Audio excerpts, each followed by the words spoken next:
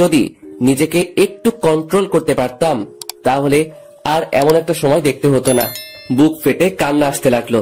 ভাবতেই কেমন জানি লাগে। জীবনে পথ চললে হবে একা। ব্যাগে প্রয়োজনীয় জিনিসগুলো নিলাম, সাথে ঈশিতার একটা ছবি নিলাম। ব্যাগ গুছিয়ে বাসা থেকে বের হয়ে গেলাম। আন্টি আঙ্কেলকে কিছু বললাম না, জানি তারা কষ্ট পাবে, হয়তো আমাকে অনেক খুঁজবে। একটা দীর্ঘশ্বাস ফেললাম। পিছন ফিরে বাসাটাকে একবার ভালোভাবে দেখে নিলাম। কতগুলো বছর ছিলাম এই বাড়িতে। ঈশিতার অবহেলায় আর আন্টি আঙ্কেলের ভালোবাসায় দিনগুলো কেটে যায়। আমার চোখ দুটো ঝাপসা হয়ে আসছে, চারিদিক অন্ধকার হয়ে আসছে। আমি চোখ ডলতে ডলতে রাস্তা পার হতে লাগলাম। হঠাৎ একটা গাড়ি এসে আমাকে ধাক্কা দেয়। আমি ছিটকে গিয়ে রাস্তার ওপারে পড়ে গেলাম। চোখ দিয়ে দুফোঁটা অশ্রু গড়িয়ে পড়লো। পাওয়া হলো না বউয়ের ভালোবাসা। চোখগুলো ধীরে ধীরে বন্ধ হয়ে আসলো। হাসপাতাল থেকে মুক্তি পেলাম 4 মাস পর। ভাবতে অবাক লাগে এতগুলো দিন কিভাবে ছিলাম হাসপাতালে। ঈশিতা একটিবারের জন্য খোঁজ নেয়নি। ডাক্তারের কাছ থেকে জানতে পারলাম 4 মাস ধরে এই হাসপাতালে ছিলাম। তার মানে ওই অ্যাক্সিডেন্টে আমার মৃত্যু হয়নি। কেন বেঁচে গেলাম? আল্লাহ কেন নিল না? না জানি আরো কত অবহেলা সহ্য করতে হবে, কত অপমানিত হতে হবে, আর কত কষ্ট সহ্য করতে হবে। ভাগ্যে কি এইটাই লেখা ছিল? রাস্তা দিয়ে হাঁটতেছি আর কথাগুলো ভাবতেছি। পুরো শরীর ব্যথা করতেছে। ব্যথার কারণে ঠিক মতো হাঁটতে পারতেছি না। একটু পর পর মাথাটা চক্কর দিয়ে উঠছে। মাথা ব্যথাও ভীষণ বেড়ে যাচ্ছে। জীবনে 4টি মাস অতিবাহিত হয়ে গেল কোমায় থেকে, কিন্তু ঈশিতা একবারের জন্য আমার খবর নিল না। তাহলে কি ওর মনে আমার জন্য বিন্দু মাত্র ভালোবাসা নেই? ওর জীবনে কি আমার জন্য একটু জায়গা নেই? আর জায়গা থাকবেই বা কেন? আমি তো ছোট লোক। হয়তো ঈশিতা এখন নতুন কাউকে নিয়ে সুখে আছে। পাওয়া হলো না আর ঈশিতার ভালোবাসা। এইদিকে সন্ধ্যাই হয়ে আসছে। কোথায় যাব, কি করব? আমার কাছে 1টি টাকাও নেই যে কিছু খাবো। প্রায় গভীর রাত হয়ে এসেছে। বসে আছি পেটের ক্ষুধাও ব্যথাত শরীর নিয়ে একটা ল্যাম্পপোস্টের নিচে। ভাবতেই পারিনি জীবনে এমন দিনও পার করতে হবে। সবই নিয়তির খেলা। আনমনে বসে আছি আর আকাশের তারাগুলো দেখছি। আজকে তারাদেরকেও একা লাগছে।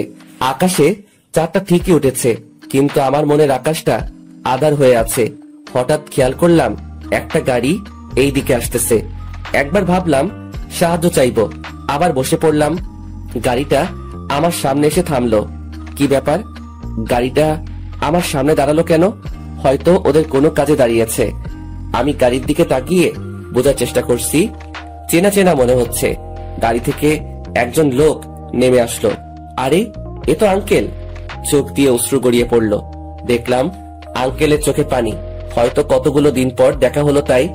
আঙ্কেল এসে আমার পাশে এসে চুপ করে বসলেন। আমিও চুপচাপ বসে আছি। হঠাৎ নীরবতা ভেঙে আঙ্কেল বললেন, কেমন আছো জানি? আঙ্কেল, ভালোই আছি। যতটা ভালো থাকলে মৃত ব্যক্তির মতো জীবন যাপন করা লাগে। কিছুক্ষণ চুপ থেকে আবার বললেন, এতদিন কোথায় ছিলে? এই তো আঙ্কেল, এক বন্ধুর বাসায়। তা বাসার সবাই কেমন আছে? সবাই ভালো আছে, কিন্তু তোমার এ অবস্থা কেন? কি রকম শুকিয়ে গেছো? ঠিকমতো খাও না নাকি? একদম বদলে গেছো। আর তোমার কপালে হাতে এতগুলো কিসের দাগ? মনে হয় তো কোনো কাটার দাগ। কি হয়েছে বলো তো? আমার কথা না হয় বাদ দেন। ওই দিন সিঁড়ি দিয়ে নামার সময় পা পিছলে পড়ে গেছি, তাই একটু কাটা গেছে। ঈশিতা কেমন আছে? তোমার চলে যাওয়াতে সবচাইতে ভালো আছে ঈশিতা। কথাটি শুনে অনেকটা কষ্ট পেলাম। এতদিনেও আমার জন্য তার হৃদয়ে একটুও মায়া জন্মালো না। জানো, তুমি যখন বাড়ি থেকে চলে গেছো তোমার আন্টির হার্ট স্ট্রোক হয়েছে। কথাটি শুনে ভীষণ কষ্ট পেলাম। আজকে আমার জন্য সবকিছু হয়েছে। সবকিছুর জন্য আমি দায়ী। আন্টি এখন কেমন আছেন? আছে মোটামুটি, কিন্তু তুমি যদি না ফিরে যাও তাহলে তোমার আন্টির খারাপ কিছু একটা হয়ে যেতে পারে। তুমি প্লিজ আমার সাথে চলো। চুপ করে বসে রইলাম। কিভাবে যাব আমি ওই বাড়িতে? আমি তো ঈশিতাকে কথা দিয়েছি আর কখনো ওর সাথে দেখা দিব না। কিন্তু নিয়তি কেন বারবার পরীক্ষার মুখে ফেলে আমাকে? আবার ঈশিতার সম্মুখীন হতে হবে। চাই না নতুন করে অবহেলা পেতে, চাই না নতুন করে কষ্ট পেতে। কিন্তু আন্টির জন্য যেতে হয়, কারণ তিনি আমাকে নিজের ছেলের মতো আদর করতেন। আবারও একটা কঠিন পরীক্ষার সম্মুখীন হলাম। কি হয়েছে জানি, চুপ করে বসে আছো কেন? প্লিজ চলো আমার সাথে। কিন্তু আমি তো যেতে পারবো না। আমি ঈশিতাকে কথা দিয়ে এসেছি, আর কোনো দিন ওর সামনে যাব না। তুমি কি তোমার কথা রাখতে গিয়ে তোমার আন্টিকে হারাবে? পড়ে গেলাম আরেক চিন্তায়। ছোটবেলায় আব্বু আম্মুকে হারালাম, কিন্তু আব্বু আম্মুর অভাবটা আমাকে বুঝতে দেয়নি তারা। তাহলে আজকে কেন আমার জন্য মরতে বসবে? এইটা হয় না। আঙ্কেল, আমি রাজি। এই তো আমার লক্ষ্মী ছেলে, চলো। এইটা বলে আমার কপালে একটা চুমু দিলেন আঙ্কেল। আমি মুচকি হেসে গাড়িতে উঠলাম। গাড়িতে উঠে অবাক হয়ে গেলাম, ঈশিতাও গাড়িতে রয়েছে। তার মানে কি ঈশিতা আমার সবগুলো কথা শুনে নিয়েছে? আমি কিছু না বলে গিয়ে গাড়িতে বসলাম। শরীরের ব্যথার জন্য ঠিকমতো বসতে পারছি না, খুব ব্যথা করছে। তবুও কষ্ট করে বসে পড়লাম। চুপচাপ বসে রইলাম। আবার অনেকদিন পর ঈশিতার সাথে দেখা হলো। মনে পড়ে সেই দিনটার কথা, যেদিন ঈশিতা কলেজের সবার সামনে আমাকে জুতা দিয়ে মেরেছিল। ওই দিন ঈশিতার সাথে কলেজে গেলাম। সিঁড়ি দিয়ে ওঠার সময় হঠাৎ ঈশিতার এক বান্ধবীর সাথে ধাক্কা লাগে আমার। আমি মেয়েটিকে সরি বললাম। মেয়েটি আমাকে কিছু না বলে চলে গেল। কিন্তু কোথায় থেকে ঈশিতা এসে আমাকে ওর পায়ের জুতা খুলে আমাকে মারতে লাগলো। ঈশিতা তার পায়ের হিলওয়ালা জুতাগুলো দিয়ে মারতে মারতে আমার শরীরটা রক্তাক্ত করে দেয়, কিন্তু আমি জায়গা থেকে সামান্য সরে দাঁড়াইনি। ওই সময় শুধু চোখ দিয়ে পানি ঝরেছে। ঈশিতার বান্ধবী এসে ঈশিতাকে বলল, ওর কোনো দোষ নেই, আসলে আমি অনেক তাড়াহুড়োতে ছিলাম, ভালোভাবে খেয়াল করিনি, তাই ধাক্কা লাগলো। আর জনি তো নিজে থেকে আমাকে ধাক্কা দেয়নি। তাহলে তুই ওকে শুধু শুধু শাস্তি দিচ্ছিস কেন ঈশিতা? আমি জানি ওই ছোট লোক নিজে থেকে তোকে ধাক্কা দিয়েছে দিশা। এই বলে আবার মারতে থাকে আমাকে। প্রায় আধমরা হয়ে গেছি ওই দিন। ওই সময় 16 দিন হাসপাতালে থাকতে হয়েছে আমাকে, শুধুমাত্র একটা ভুলের জন্য। সবার সামনে আমাকে অপমানিত করলো, সবার সামনে আমাকে মারলো। কথাগুলো ভাবতে ভাবতে চোখে পানি চলে এসেছে। আমি কান্না করতেছি। ঈশিতা বুঝতে পেলে তাই আমি তাড়াতাড়ি চোখ মুছে নিলাম। এইসব কথা ভাবতে ভাবতে গাড়ি এসে থামলো ঈশিতাদের বাড়িতে। আমি দৌড়ে গেলাম আন্টির কাছে। আন্টি শুয়ে আছে, কি রকম শুকিয়ে গেছেন। মনে হয় ঠিক মতো খাই না, ঠিক মতো ঘুমাই না, ঠিক মতো ওষুধও খায় না। আমি গিয়ে আন্টির পাশে বসলাম এবং মাথায় হাত রাখলাম। আমার হাতের স্পর্শ পেয়ে আন্টি জেগে গেলেন। আমাকে দেখে আন্টি অসহায় দৃষ্টিতে তাকিয়ে আছেন আমার দিকে। আন্টির চোখ ছলছল করছে। আমাকে আন্টি পাগলের মতো চুমু দিতে লাগলেন। কেমন আছো আন্টি? আগে ভালো ছিলাম না রে, তুই এসে গেছিস, আমি এখন খুব ভালো আছি। কিন্তু তোর এই রকম অবস্থা কেন? কপালে কাটার দাগ, হাতেও অনেক বড় কাটার দাগ রয়েছে। ওইটা আন্টি তেমন কিছু না, সিঁড়ি দিয়ে নামতে পড়ে গেছি, তাই একটু কেটে গেছে। আমার কেন জানি বিশ্বাস হচ্ছে না তোর কথা, কেন জানি তোর কথা মানতে পারছি না। না আন্টি, ওই রকম কিছুই না। আচ্ছা তুই ফ্রেশ হয়ে আয়, আমি তোকে খাবার দিচ্ছি। আচ্ছা আন্টি। আমি চলে যেতে লাগলাম। আন্টি আবার আমাকে পিছন থেকে ডাক দিলেন। জি আন্টি, বলো। এইদিকে আয় তো, তোকে জড়িয়ে ধরি না অনেক দিন হইছে। আমি মুচকি এসে আন্টির কাছে গেলাম। আন্টি আমাকে জড়িয়ে ধরলেন। ঠিক তখনই আমি ব্যথায় আহ করে চিৎকার দিয়ে উঠলাম। আমার চিৎকার শুনে সবাই ভয় পেয়ে গেল। কি হয়েছে জনি? আন্টি হঠাৎ পিঠে ভীষণ ব্যথা করে উঠলো। কই দেখি। আমার পরনে টি শার্টটা উল্টিয়ে আন্টি বড়সড় একটা ধাক্কা খেলেন, বুঝতে পারলাম। সাথে সাথে আঙ্কেল আর ঈশিতাও। কিন্তু কি এমন হয়েছে বুঝতে পারলাম না। সত্যি করে বল জনি, তোর কি হয়েছে? তুই আমাকে মিথ্যা কথা বললি কেন? আরে আন্টি, মিথ্যা বলবো কেন? আমি তো সত্যি বলতেছি। তুই সত্যি বলিস তাই না? এক থাপ্পড় দিব। তোর পিঠে ওইটা কিসের দাগ? কই কিসের দাগ? আমি আয়নার সামনের দিকে দেখতে লাগলাম। দেখে আমি নিজেই অনেক বড় ধাক্কা খেলাম। আমার পিঠের প্রায় অর্ধেকটা কাটা। তার মানে ওই অ্যাক্সিডেন্ট এইরকম হয়েছে। কিভাবে বেঁচে গেলাম? এত বড় আঘাত হওয়ার পরেও বেঁচে গেলাম। জনি তোকে আমার কসম, সত্যি করে বল কি হয়েছে? কি করি এখন? সত্যিটা তো বলতেই হবে। আসলে আন্টি, আমার অ্যাক্সিডেন্ট হয়েছে। ওই দিন বাড়ি থেকে বের হয়ে রাস্তা পার হওয়ার সময় একটা গাড়ির সাথে ধাক্কা লাগে আমার। আমি এতদিন ধরে আমার কোনো বন্ধুর বাসায় না, হাসপাতালে ঘুমাইছিলাম। আর আজকে 4 মাস পর জ্ঞান ফিরেছে। এইবার আন্টি হাউমাউ করে কেঁদে দিলেন। আমি গিয়ে আন্টিকে সান্ত্বনা দিতে লাগলাম। কোনো মতে আন্টিকে ঠান্ডা করলাম। এরপর আন্টিকে বুঝিয়ে সুজিয়ে চলে আসলাম আমার রুমে। ফ্রেশ হতে গেলাম, ফ্রেশ হতেও পারছি না। কোনো মতে ফ্রেশ হয়ে নিচে চলে আসলাম খাওয়ার জন্য। আন্টি আমাকে নিজ হাতে খাইয়ে দিলেন। তবে একটা জিনিস খেয়াল করলাম, ঈশিতা আজকে আমার সাথে এক টেবিলে বসে খেলো। অনেকটা খুশি হলাম। এরপর খাওয়া দাওয়া শেষ করে রুমে চলে আসলাম। একটু ঘুমানোর চেষ্টা করলাম, কিন্তু পিঠে ব্যথার জন্য পারছি না। তবুও কোনো মতে চিত হয়ে শুয়ে পড়লাম। ভোরবেলায় ফজরের আজানে ঘুম ভাঙলো। বিছানা থেকে উঠতে অনেক কষ্ট হচ্ছে। শরীরটা এখন আগের মতো ব্যথা করতেছে। অনেক কষ্ট করে উঠে ওযু করে নামাজ পড়তে চলে গেলাম, কারণ এখনকার এই ব্যথা জাহান্নামের শাস্তি থেকে 1 কোটি গুণ কম। এই সামান্য কষ্টের জন্য কপালে আখিরাতে চিরস্থায়ী সুখ থাকতে পারে। অনেক কষ্ট করে নামাজ পড়ে বাড়িতে আসলাম। এখন একটু ভালো লাগতেছে। হালকা হালকা বাতাস বয়ে যাচ্ছে। অনেকদিন পর সকালে সূর্যটা দেখতে পাবো, কারণ হাসপাতালে এতদিন কোমায় থাকায় বাহিরের আলো আমার হৃদয় স্পর্শ করতে পারিনি।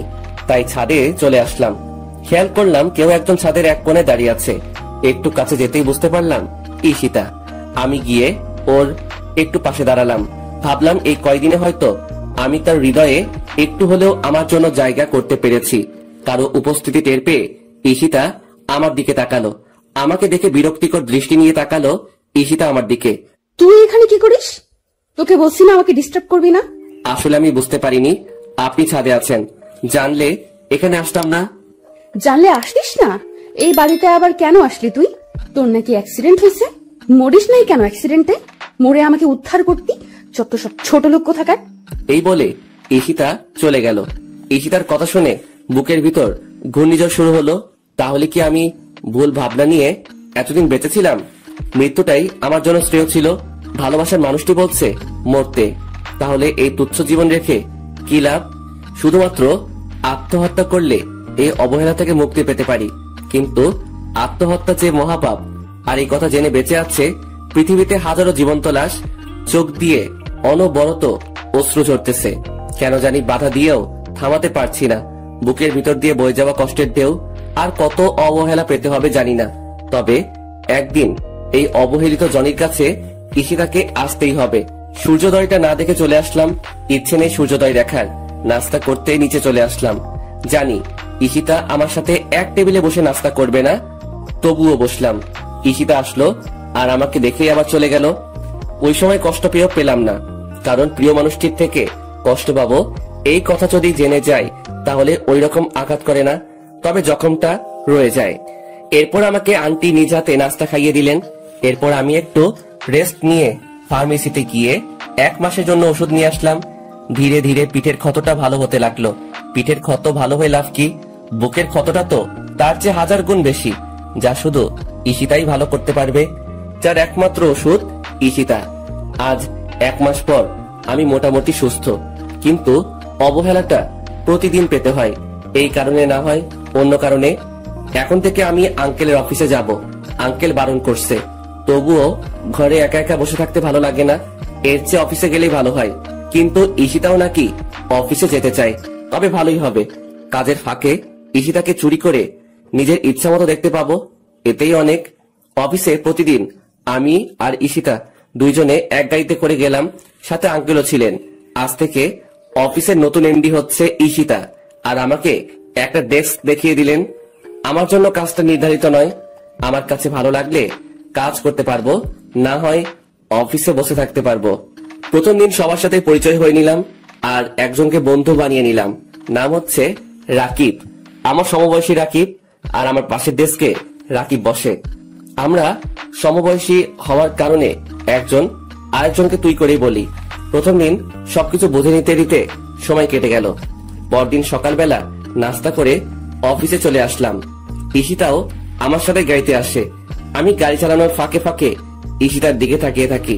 মেয়েটাকে দেখতে কতটা নিষ্পাপ লাগে, কেউ দেখলে বিশ্বাসই করবে না মেয়েটা যে এত নিষ্ঠুর। তবে ঈশিতা আমার জন্য নিষ্ঠুর না। ঈশিতা আমার জন্য আমার রাজ্যের রানী। আমার ডেস্কে বসে আছি, এমন সময় পিয়ন এসে বলল ঈশিতা নাকি আমাকে ডাকছে। তাই গেলাম ওর কেবিনে। আসতে পারি ঈশিতা? ওই ছোট লোক, এটা অফিস, বাড়ি না। আর তোর সাহস কি করে হয় আমার নাম ধরে ডাকিস? সরি ম্যাম, বলেন কি করতে হবে? মনে থাকে যেন। এখন এই ফাইলটা রেডি করে নিয়ে আয়। জি ম্যাম। প্রায় 1.5 ঘন্টা পর ফাইলটা রেডি করতে পারলাম। এইবার ঈশিতার কাছে নিতে হবে। May I come in ma'am? Yes come. এই যে ম্যাম, ফাইলটা রেডি। আমার হাত থেকে ফাইলটা নিয়ে ঈশিতা দেখতে লাগলো। হঠাৎ ঈশিতা ফাইলটা আমার দিকে ছুড়ে মারলো আর বলতে লাগলো, ছোট লোকের বাচ্চা, সামান্য একটা ফাইল ঠিক করে তৈরি করতে পারিস না, আর আসছে অফিসে কাজ করতে। ফাইলটা এসে আমার কপালের আগের ক্ষতটায় লাগে। ফাইলের কোনা লাগায় ক্ষতটা ফেটে টপ টপ করে রক্ত ঝরতে লাগে। ভীষণ ব্যথা করতে লাগলো। আমি তবুও চুপচাপ দাঁড়িয়ে রইলাম। দাঁড়িয়ে আছিস কেন? যা, ফাইলটা 20 মিনিটের মধ্যে ঠিক করে আনবি, না হয় তোর কপালে খারাপই আছে। আমি ফাইলটা ফ্লোর থেকে তুলে নিজের ডেস্কে চলে আসলাম। রক্ত এখনো ঝরতে থাকে। বিষয়টা রাকিব ঠিকই বুঝতে পারে, তাই রাকিব আমার জন্য অফিসে রাখা মেডিসিনের ফার্স্ট বক্সটা আনলো আর ধীরে ধীরে ক্ষতটা পরিষ্কার করতে লাগলো। ওর হাতটা আমার ক্ষততে লাগতেই ব্যথায় চিৎকার দিয়ে উঠলাম। ভীষণ ব্যথা করতেছে। এরপর রাকিব ধীরে ধীরে আমার মাথা ভালোভাবে ব্যান্ডেজ করে দিল। এরপর রাকিব চুপি চুপি ফাইলটা আবার ঠিক করে দিল। আমি গিয়ে ফাইলটা ঈশিতাকে দিয়ে চলে আসলাম। এরপর অফিস শেষে আবার ঈশিতাকে নিয়ে বাসায় চলে আসলাম। বাড়িতে ঢুকবার সময় আমার মাথায় ব্যান্ডেজ দেখে আন্টি আমার কাছে দৌড়ে এসে জিজ্ঞেস করলেন, কি হয়েছে জনি, মাথায় ব্যান্ডেজ কেন? ও কিছু না আন্টি, গাড়িতে ওঠার সময় গাড়ির সাথে ধাক্কা লেগে হালকা কেটে যায়, দেখবা আমার ঠিক হয়ে যাবে। এই কথা বলে রুমে চলে এসে ফ্রেশ হয়ে নিলাম। এরপর রাতে খেয়ে ঘুমিয়ে পড়লাম। ঘুম ভাঙে প্রায় সকাল 9টায়। কি ব্যাপার, কোনো দিন তো এত দেরি করে ঘুম ভাঙে না। শোয়া থেকে উঠতে চেষ্টা করলাম, কিন্তু উঠতে পারছি না। পুরো শরীর কি রকম ভার হয়ে আছে আর আগুনের মতো পুড়ে যাচ্ছে। হঠাৎ করে আবার জ্বর এলো কেন? কালকের ঘটনা মনে পড়ে গেল। কপালে হাত দিয়ে দেখি কে যেন জলপটি দিয়ে রেখেছে। এরপর অনেক কষ্টে বিছানা থেকে উঠে ফ্রেশ হয়ে নিলাম। আজকে আর অফিসে যাওয়া হবে না, অনেক লেট হয়ে গেছে। একটা জিনিস বুঝতে পারলাম না, আমার মাথায় জলপট্টি দিলটাকে? মনে হয় আন্টি ছাড়া আর কেউ হতেই পারে না। আন্টির কথা ভাবতেই আমার রুমে এসে হাজির হয়ে গেলেন। এখন কেমন আছিস বাবা, জ্বরটা কমেছে? আন্টি, এখন একটু সুস্থ আছি আর জ্বরটাও একটু কমেছে। আমি তোর জন্য নাস্তা নিয়ে এসেছি, হ্যাঁ কর, আমি খাইয়ে দিই। এরপর আন্টি আমাকে খাওয়াতে লাগলেন। আমি চুপচাপ খেয়ে নিচ্ছি। আচ্ছা আন্টি, আমার মাথায় জলপট্টি দিল কে? আমি দিয়েছি। আচ্ছা, কালকে কি হয়েছে সত্যি বল। গাড়ির সাথে হালকা ধাক্কা লাগলে তো এমন রকম আঘাত হয় না, আবার রাতে জ্বর এসেছে। সত্যি করে বল, কিন্তু আমার সাথে মিথ্যা বলবি না। না আন্টি, সত্যি সেই রকম কিছু না। আবার মিথ্যা কথা বলিস, আমি কিন্তু সব বুঝি। ঈশিতা ওই রকম করেছে তাই না? সত্যি কথা বলবি কিন্তু। আসলে জানাটা কি বেশি জরুরি? বেশি জরুরি, বল আমাকে। এরপর অনিচ্ছা সত্ত্বেও আন্টিকে সব বলতে হলো। আমার কথা শুনে আন্টির মুখটা কালো হয়ে গেল। আমার মাথার ব্যান্ডেজটা খুলে আন্টি দেখতে লাগলেন। এরপর আন্টি কিছু না বলে আমাকে ওষুধ খাইয়ে দিয়ে চলে গেলেন। আমিও চুপচাপ শুয়ে পড়লাম।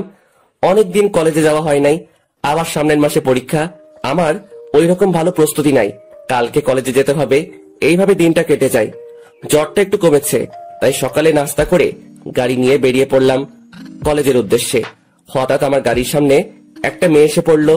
আমি তাড়াতাড়ি ব্রেক করলাম, তবুও গাড়ির সাথে হালকা ধাক্কা লাগে মেয়েটির। আমি তাড়াতাড়ি গাড়িটা বন্ধ করে গাড়ি থেকে নেমে পড়লাম। এরপর মেয়েটিকে তুলতে গেলাম।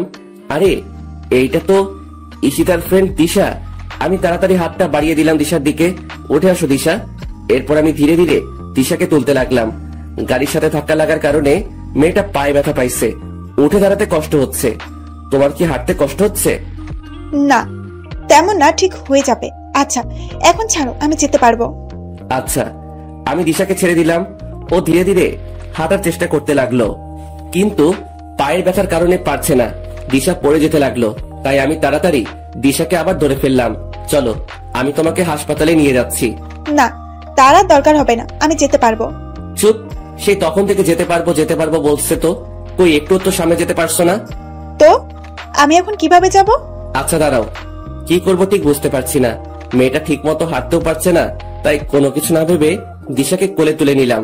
এইরকম কিছুটা একটা করব দিশা ভাবতে পারিনি। আমার দিকে ড্যাব ড্যাব করে তাকিয়ে আছে। আমি আর কিছু না বলে দিশা গাড়িতে উঠিয়ে নিলাম। আসলে আমারও কোনো ইচ্ছা ছিল না দিশাকে কোলে নেওয়ার, কিন্তু পরিস্থিতির শিকার হয়ে করতে হলো। এরপর দিশাকে একটা হাসপাতালে নিয়ে আসলাম। ডাক্তার দেখাতে হবে, না হয় পরে আবার সমস্যা হতে পারে।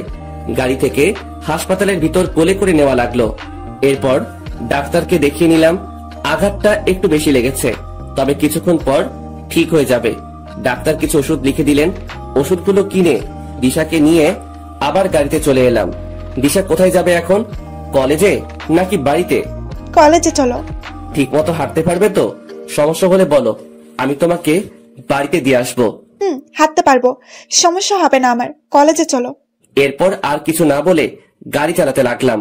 গাড়ি চালানোর সময় খেয়াল করলাম দিশা আমার দিকে বারবার আর চোখে তাকিয়ে রয়েছে। আমি কিছু বললাম না, কলেজে চলে এলাম। অনেকদিন পর কলেজে এলাম। দিশা গাড়ি থেকে নেমে হাঁটতে লাগলো, কিন্তু পারছে না। তাই আমি গিয়ে দিশার হাতটা ধরে ফেললাম। এরপর ধীরে ধীরে ওকে নিয়ে যেতে লাগলাম। কলেজের সবাই আমাদের দিকে হা করে তাকিয়ে আছে। আমি ওইদিকে পাত্তা না দিয়ে দিশাকে নিয়ে ক্লাসে চলে আসলাম। এরপর মেয়েটাকে আমার পাশেই বসালাম, কারণ মেয়েটা এখন আমার দায়িত্বে। আমার জন্য মেয়েটার এই অবস্থা হয়েছে। কিন্তু মেয়েটা ওই সময় এত তাড়াহুড়ো করে কোথায় যাচ্ছিল? দিশা, ওই সময় এত তাড়াহুড়ো করে কোথায় যাচ্ছিলে? কলেজে যাচ্ছিলাম, আসলে একটা কাজ ছিল। ও আচ্ছা জনি, একটা কথা বলো তো, সত্যি করে বলবা? বলো, কি শুনতে চাও? এতদিন কই ছিলা তুমি? আর শরীরের কি অবস্থা করেছো? ঠিক মতো খাও না নাকি? সবসময় সবার কাছ থেকে এই প্রশ্নটা এড়িয়ে যেতে চাই, কিন্তু পারি না। প্রশ্নটার সম্মুখীন হতে হয়। না, তেমন কিছু না। সত্যি করে বলবা কিন্তু। আমি জানি তুমি মিথ্যে কথা বলতেছো। যেদিন থেকে তুমি কলেজে আসো না, সেদিন থেকে ঈশিতাও আসে না। সমস্যা কি বলো তো? সেই রকম কিছু না, শুধু একটু প্রবলেম হয়েছে। প্রবলেমটা কি বন্ধু ভেবে বলতে পারো। আসলে দিশা, ওই দিন আমি ঈশিতার কথা রাখতে গিয়ে তাদের বাড়ি থেকে বের হয়ে যাই। ঠিক ওই দিন আমার রোড অ্যাক্সিডেন্ট হয়। প্রায় 4 মাস পর আমার জ্ঞান ফিরে। ডাক্তারের কাছে থেকে জানতে পারি আমি 4 মাস কোমায় ছিলাম। চিকিৎসার ব্যাপারটা হলো, ওই হাসপাতালে নাকি একটা ফান্ড আছে। যে রোগীর আত্মীয় বা কাছের কেউ যদি না থাকে, তাহলে তাদের হাসপাতালের ওই ফান্ড থেকে চিকিৎসা করা হয়। আমার চিকিৎসাটাও হয় ওই ফান্ডের সাহায্যে।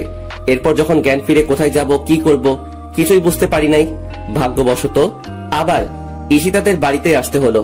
যখন ঈশিতাদের বাড়িতে ফিরে এলাম, ভাবলাম এই কয়েকদিনে হয়তো আমার জন্য ঈশিতার মনে একটু হলো মায়া জন্মাবে। কিন্তু তার হলো কই? সে আগের মতো ঈশিতার কাছ থেকে অবহেলা পেলাম। কথাগুলো বলে একটা দীর্ঘশ্বাস ফেললাম। দিশার দিকে তাকিয়ে দেখি তার মুখটা কেমন মলিন হয়ে আছে। বুঝতে পারলাম আমার কথা শুনে হয়তো একটু কষ্ট পেল। আচ্ছা জনি, ঈশিতা তোমাকে এত কষ্ট দেয়, এত অবহেলা করে, এত অপমান করে, তবুও তুমি কিছু বলো না কেন? ভালোবাসি তাই কিছু বলতে পারি না। ঈশিতার ভালোবাসা না পেলে কি হবে? তার দেওয়া অবহেলাগুলো উপহার হিসেবে গ্রহণ করি। বুঝলাম। ঈশিতাকে ভালোবেসে তুমি অনেক কষ্ট পাচ্ছ, কিন্তু তোমাকে ভালোবেসে আরেকজন কষ্ট পাচ্ছে। না পারছে তোমাকে তার মনের কথা বলতে, না পারছে ভুলে যেতে। মানে কি? তোমার কথার কিছুই বুঝলাম না। না, কিছুই না। এইভাবে কথায় কথায় ক্লাসগুলো শেষ হয়ে যায়। এরপর দিশাকে ওদের বাড়ি পৌঁছে দিয়ে আমি বাড়ি চলে আসলাম। এরপর ফ্রেশ হয়ে খেয়ে একটু ঘুমিয়ে নিলাম। ঘুম থেকে উঠলাম প্রায় সন্ধ্যায়। ফ্রেশ হয়ে নিচে আন্টি রুমে গেলাম। আন্টি, আসবো? বাবা, কিছু বলবি?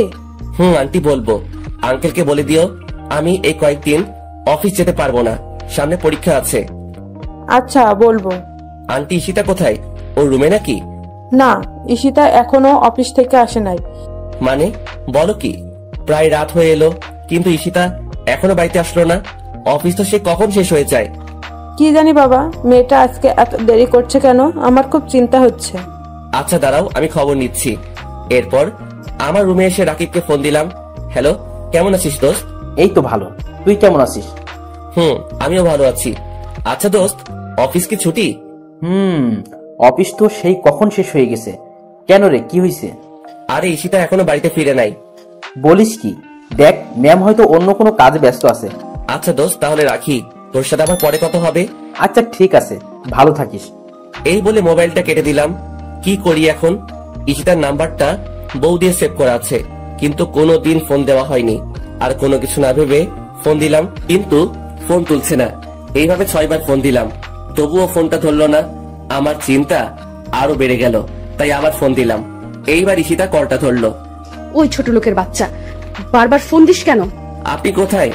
তাড়াতাড়ি বাড়িতে আসেন, আন্টি আপনার জন্য চিন্তা করছে। তোকে বলতে যাবো কেন? আমি আমার বয়ফ্রেন্ডের সাথে আছি, আর ডিস্টার্ব করবি না আমাকে। যত সব ছোট লোক কোথাকার। ঈশিতার কথা শুনে আমার পায়ের নিচের মাটি সরে গেল। ঈশিতার বয়ফ্রেন্ড আছে ভাবতেই চোখ দুটো ভিজে গেল পানিতে। বুক ফেটে কান্না আসছে। আমার ভালোবাসা কখনো ঈশিতা বুঝলো না, শুধু অবহেলাই করে গেল। তবে কি ঈশিতাকে আমার নিজের করে আর কখনো পাবো না? কখনো কি আর হবে না ঈশিতার ভালোবাসা পাওয়া? অনেক কান্না করলাম। ভালোবাসার মানুষটির অবহেলা মৃত্যুর সমান। কান্না করতে করতে কখন ঘুমিয়ে পড়েছি ঠিক মনে নেই। ঘুম থেকে উঠে ফ্রেশ হয়ে নিলাম। বারবার শুধু ঈশিতার কথাগুলো মনে পড়ছে।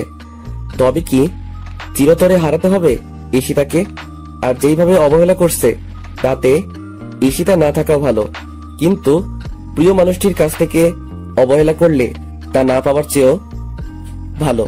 কিন্তু আমি যে এত অবহেলা নিতে পারছি না। কিন্তু একদিন ওর অবহেলা গুলাও খুব মিস করব। আমাকেও কিছু একটা করতে হবে। এমন কিছু করব যাতে ঈশিতা নিজেই আমার কাছে আসে। নাস্তা করে কলেজে যাওয়ার জন্য রেডি হয়ে নিলাম। এরপর গাড়ি নিয়ে কলেজে চলে আসলাম। মনে পড়ে সেই দিনগুলো যখন আমি আর ঈশিতা একসাথে কলেজে আসতাম। আমি সবসময় ক্লাসে চুপটি মেরে বসে থাকতাম আর ঈশিতা ওর ফ্রেন্ডের সাথে কত মজা করত। আমি গাড়িটা পার্ক করে চলে আসলাম। বসে আছি নিজের বেঞ্চে। হঠাৎ কোথা থেকে একটা মেয়ে এসে আমার পাশে বসে পড়লো। আরে দিশা, তুমি? হ্যাঁ আমি। কেমন আছো? ভালোই, তুমি? আমিও ভালো আছি। দিশা, একটা কথা ছিল।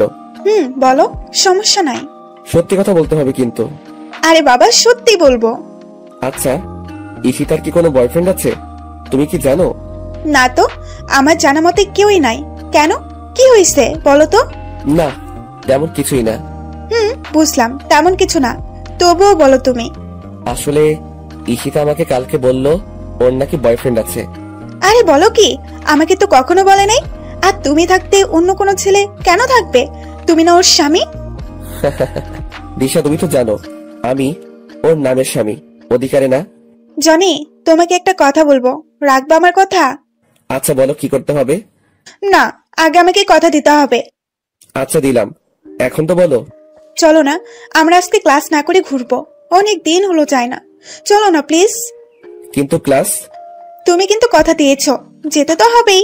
কি আর করা যায়, কথা যখন দিয়ে দিয়েছি তাহলে কথা মতো কাজ করতে হবে।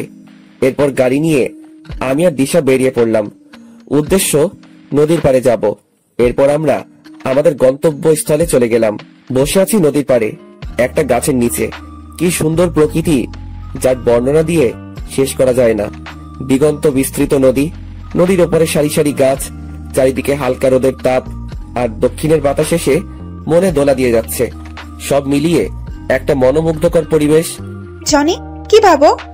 এই যে কত সুন্দর প্রকৃতি, দিগন্ত বিস্তৃত নদী, এর পারে আমরা দুইজন পাশাপাশি একটা গাছের নিচে বসে আছি। এই সময়টা আরো সুন্দর হয় যখন প্রিয় মানুষটি পাশে থাকে। কিছু বললাম না, চুপচাপ করে বসে রইলাম। কি হয়েছে, বসে আছো যে? কথা বলো না কেন? না, এমনিতেই। আচ্ছা, তুমি কি এখনো ঈশিতাকে ভালোবাসো? বাসি তো, আগের মতোই ভালোবাসি। তুমি কাকে ভালোবাসো বললে না তো? আমিও একজনকে খুব ভালোবাসি, তবে বলতে পারছি না, কারণ ওর যে এখন বউ আছে। ও মা, বলো কি? তাহলে কে সে? আচ্ছা দাঁড়াও। এই কথা বলে ঈশিতা তার ব্যাগ থেকে একটা গোলাপ ফুল বের করলো এবং আমার সামনে হাঁটু গেড়ে বসে পড়লো। হবে কি তুমি আমার রাত জাগার কারণ? হবে কি তুমি আমার স্বপ্ন দেখার কারণ? জানো, তোমাকে আমি সেই ছোট থেকেই ভালোবাসতাম। যেদিন ঈশিতার সাথে তোমাকে প্রথম দেখেছি সেদিন থেকে তোমাকে ভালোবেসে ফেলেছি। শুধুমাত্র ঈশিতার জন্য কোনোদিন বলে উঠতে পারি নাই। প্লিজ ফিরিয়ে দিও না, খুব ভালোবাসি তোমাকে। জানো, ঈশিতা যেই দিন তোমাকে কলেজের সবার সামনে অপমান করতো সেদিন আমি মুখ বুঝে কান্না করতাম। ঈশিতা তো তোমাকে আর ভালোবাসে না, আর ওর বয়ফ্রেন্ডও আছে। তাহলে আমাকে ফিরিয়ে দিও না প্লিজ। আমি মুচকি হেসে দিশা নিচু থেকে উঠিয়ে পাশে বসালাম, ফুলটাও নিলাম। দিশা, তুমি তো জানো আমি ঈশিতাকে ভালোবাসি। আর যদি ভালো না বাসতাম তাহলে এত অবহেলা কষ্টের মাঝে ওর কাছে পড়ে থাকতাম না। আর তোমার এইগুলা ভালোবাসা না, সব আবেগ। দেখবে সব আগের মতো ঠিক হয়ে যাবে। দেখবে আমার থেকে আরো 1000 গুণ ভালো ছেলে আসবে। 1000 গুণ ভালোবাসবে, কিন্তু তোমার মতো না। প্লিজ ফিরিয়ে দিও না। তোমাকে না পেলে আমি কিন্তু আত্মহত্যা করব। আরে কান্না করছো কেন? আর আত্মহত্যা করতে হবে না, তবে আমাকে কিছুদিন সময় দিতে হবে। তুমি তো জানো আমি কত ডিপ্রেশনে আছি। আমাকে কিছুদিন সময় দিতে। এই কথা বলার সাথে সাথে মেয়েটা আমাকে জড়িয়ে ধরলো। আমি শুধু মুচকি হাসলাম আর ওর মাথায় হাত রাখলাম। বুঝলাম না, আমি তো এখনো হ্যাঁ বলি নাই, এতেই এত খুশি? মেয়েটা খুব ইমোশনাল। এরপর আমার থেকে দিশাকে ছাড়িয়ে দিলাম। আচ্ছা দিশা, তুমি কি আমাকে পাবে? আমার তো মনে হয় আমাদের ভালোবাসা পূর্ণতা পাবে না। সব ভালোবাসা কি পূর্ণতা পায়? কিছু কিছু ভালোবাসা অসম্পূর্ণ রয়ে যায়। আমাদেরটাও না হয় অপূর্ণ থাকবে, আর আমার পাগলটাকে না হয় সারা জীবন দূর থেকেই ভালোবেসে যাব। তবে যেই কয়দিন আছি তোমার সাথেই থাকতে চাই। বুঝলাম। আচ্ছা দিশা, আমাকে এখন উঠতে হবে। চলো। এরপর আমি দিশাকে ওদের বাড়িতে পৌঁছে দিলাম। আমি কিন্তু তোমার উত্তরের অপেক্ষায় আছি, তবে উত্তরটা কিন্তু হ্যাঁ হতে হবে। Okay bye, see you tomorrow. Okay bye. এরপর আমি বাসায় চলে আসলাম। ফ্রেশ হয়ে দুপুরে খেয়ে শুয়ে পড়লাম, কিন্তু ঘুম আসছে না। কি করব ঠিক বুঝতে পারছি না। একদিকে ঈশিতাকে বলতে পারবো না, অন্যদিকে দিশাকেও কষ্ট দিতে পারবো না। চরম একটা পরীক্ষার সম্মুখীন হলাম। ঈশিতাকে বলতে পারবো না, আর দিশাকে কষ্ট দিতে পারবো না, কারণ প্রিয় মানুষটি অবহেলা করলে তা কত কষ্টের আমি বুঝি। কিন্তু আমি তো ঈশিতাকে ছাড়তে পারবো না, আবার দিশাকেও কষ্ট দিতে পারবো না। ঘুম আসছেই না, তাই উঠে গেলাম। ধীরে ধীরে ঈশিতার রুমের দিকে এগোতে লাগলাম। ও রুমের সামনে দাঁড়িয়ে আছি, কিন্তু নক করতে ভয় করছে, তবুও নক করলাম। ঈশিতা, আসবো? আয়। আর আমার নাম ধরে আর কখনো ডাকবি না। আজকে মনটা একটু ভালো আছে, তাই এরকম ব্যবহার করছি। বেশি বাড়াবাড়ি করলে কিন্তু তোর অবস্থা খারাপ করে দিব। আমি দরজায় এসে ভাবতে লাগলাম, আমাকে অবহেলা করে ওনার মনটা ভালো আছে। আসলে এই পৃথিবীর মানুষগুলো বড়ই আজব। ওই কি হয়েছে? দাঁড়িয়ে আছিস কেন? আর কি বলবি তাড়াতাড়ি বল। না মানে একটা কথা ছিল, যদি কিছু মনে না করেন তাহলে বলতে পারি। এত ন্যাকামো না করে কি বলবি বল। আপনি কেন এইরকম করেন আমার সাথে? আমি তো আপনার স্বামী। আমার দোষটা কি? কারণে আমাকে প্রতিনিয়ত অবহেলা করে যাচ্ছেন? কেন বারবার কষ্ট দিচ্ছেন? কোন পাপের শাস্তি দিচ্ছেন আমাকে? আমি তোর এত প্রশ্নের উত্তর দিতে বাধ্য নই। আর তোকে আমি আগেই বলেছি, আমি তোকে ভালোবাসি না। তোকে দেখলে আমার ঘৃণা হয়। এই বাড়িতে শুধু আব্বু আম্মুর জন্য তোকে রেখেছি। যেভাবে আছিস সেভাবেই থাক। আমার কাছে স্বামীর অধিকার নিয়ে আসবি না। এখন আমার রুম থেকে চলে যা, আমাকে আর ডিস্টার্ব করবে না। যত সব ছোট লোক আসছে আমার কাছে ভালোবাসা পেতে। চলে যাচ্ছি, তবে এই রুম থেকে নয়, এই বাড়ি থেকে একদিন চলে যাব। চিরতরের জন্য চলে যাব। কোনো ছোট লোক আর আপনার কাছে আসবে না স্বামীর অধিকার চাইতে। কেউ আর বলবে না ভালোবাসি আপনাকে। কথাগুলো বলে চোখের পানি মুছতে মুছতে চলে আসলাম। এরপর আন্টি রুমে গেলাম। আন্টি, আসবো? বাবা আয়। কিচ্ছু বলবি? আন্টি, তোমার অনুমতি ছাড়া আমি এই কাজ করতে পারবো না। আচ্ছা বল কি কথা, আর অনুমতি তো অবশ্যই দিব। আসলে আন্টি, আমি আর ঈশিতার অবহেলা নিতে পারছি না। একটু মুক্তি পেতে চাই এই মায়াজাল থেকে। বাঁচতে চাই নিজের মতো করে। গড়তে চাই আমার একটা নিজস্ব পৃথিবী, যে পৃথিবীতে থাকবে না কোনো অবহেলা, থাকবে না প্রিয় মানুষটির দেওয়া কষ্ট। তাই আন্টি, আমি দেশের বাইরে যেতে চাই। তুমি প্লিজ না করো না। আমার সুখের কথা ভেবে অনুমতি দাও প্লিজ। আরে বোকা, দেশের বাইরে যাবি, সমস্যা কি তাতে? আমিও চাই না তুই আর কোনো কষ্ট পাস। তবে আমার প্রতিদিন যোগাযোগ রাখতে হবে। আমি তোর আঙ্কেলকে বলবো। তুই শুধু বল কখন যেতে চাস। এই তো আন্টি, পরশু। পারবো না এত অবহেলা নিতে। আর তোমাকে কি করে ভুলি বলো তো? আচ্ছা এখন গিয়ে শুয়ে থাক। আন্টির সাথে কথা শেষ করে নিজের রুমে চলে আসলাম। চলে যাব এই স্বার্থপর প্রিয় মানুষটির মায়াজাল ছেড়ে। তবে আমি কি ঈশিতাকে ছাড়া থাকতে পারবো? হয়তো কষ্ট হবে, কিন্তু আমাকে যে থাকতে হবে। ঈশিতার অবহেলাগুলো আর নিতে পারছি না। হয়তো প্রতিদিন ঈশিতার কথা ভেবে কান্না করব। কি পেলাম ঈশিতাকে ভালোবেসে? অন্যদিকে দিশাও নাকি আমাকেই ভালোবাসে। কিন্তু আমি তো দিশার ভালোবাসা চাইনি। আমি চেয়েছি ঈশিতার ভালোবাসা, যা সেই ছোট থেকে চেয়ে এসেছি। এরপর সকালবেলা ঘুম থেকে উঠে নাস্তা করে কলেজে যাওয়ার জন্য বেরিয়ে পড়লাম। আজকে কলেজে যাওয়ার কোনো ইচ্ছা ছিল না, তবুও দিশার জন্য যেতে হবে। কলেজে এসে ক্লাসে ঢুকে গেলাম, কিন্তু দিশাকে কোথাও দেখতে পেলাম না। ব্যাপার কি? মেয়েটা কোথায় গিয়েছে? ক্লাস প্রায় শুরু হয়ে যাবে, দিশা এখনো আসে নাই। অনেকবার ফোনে ট্রাই করেছি, কিন্তু ফোনটা ধরে নাই। তাই আমি ক্লাস থেকে বের হয়ে দিশাদের বাড়ির উদ্দেশ্যে রওনা দিলাম। বাড়ির সামনে গিয়ে দেখি গেটে তালা দেওয়া। কি আজব ব্যাপার, মেয়েটা কোথায় গেল? পাশের বাড়ির কয়েকজনকে জিজ্ঞাসা করলাম, কিন্তু কেউই জানে না কোথায় গেছে। মেয়েটা যেখানেই যাক অ্যাটলিস্ট বলে তো যাবে। আমার মনে হয় দিশার ভালোবাসা মুখে ছিল, অন্তরে না। কথা ভেবে মুচকি আসলাম। আসলে সব মেয়েরাই এক। ডোন্ট মাইন্ড আপুরা, মেয়েরা মুখে শুধু ভালোবাসি বলে, কিন্তু হৃদয় থেকে কয়জনই বা ভালোবাসে? এরপর গাড়ি নিয়ে নদীর পাড়ে গেলাম। আর কখনো মন খারাপ হলে এখানে আসা হবে না, ঘন্টার পর ঘন্টা এখানে বসে সময় কাটানো হবে না। এই সব কিছু ছেড়ে যেতে একদম মন চায় না, কিন্তু এত অবহেলা নিয়েও তো থাকা যায় না। নদীর পাড়ে কিছুক্ষণ বসে বাসায় আসলাম। ব্যাগপত্র সব গুছিয়ে নিতে হবে। নিজের প্রয়োজনীয় সব জিনিস নিলাম, সাথে ঈশিতার একটা ছবিও নিলাম। আসলে আমার কাছে ঈশিতার কোনো ছবি নাই, তার অজান্তে ওর রুম থেকে নিয়ে নিলাম। এরপর রুমে এসে একটা চিঠি লিখলাম ঈশিতার জন্য। প্রায় দুপুর হয়ে এসেছে, তাই ফ্রেশ হয়ে নিলাম। এরপর আজানের সাথে সাথে মসজিদে গিয়ে নামাজ পড়ে আসলাম। বাড়িতে দুপুরের খাবার খেয়ে একটু ঘুমিয়ে নিলাম। ঘুম থেকে উঠলাম প্রায় বিকাল বেলা। এরপর ফ্রেশ হয়ে চুপি চুপি ঈশিতার রুমে গেলাম। ভালোভাবে তাকিয়ে দেখি ঈশিতা এখনো আসে নাই। তাই ওর রুমে গিয়ে চিঠির উপরে একটা গোলাপ দিয়ে টেবিলে রেখে আসলাম। এরপর সবকিছু ভালোভাবে চেক করে নিলাম। রাকিবকে ফোন দিয়ে বললাম ফ্যান্টাসি কিচেনে আসার জন্য। আমি গিয়ে ওর জন্য অপেক্ষা করতে লাগলাম।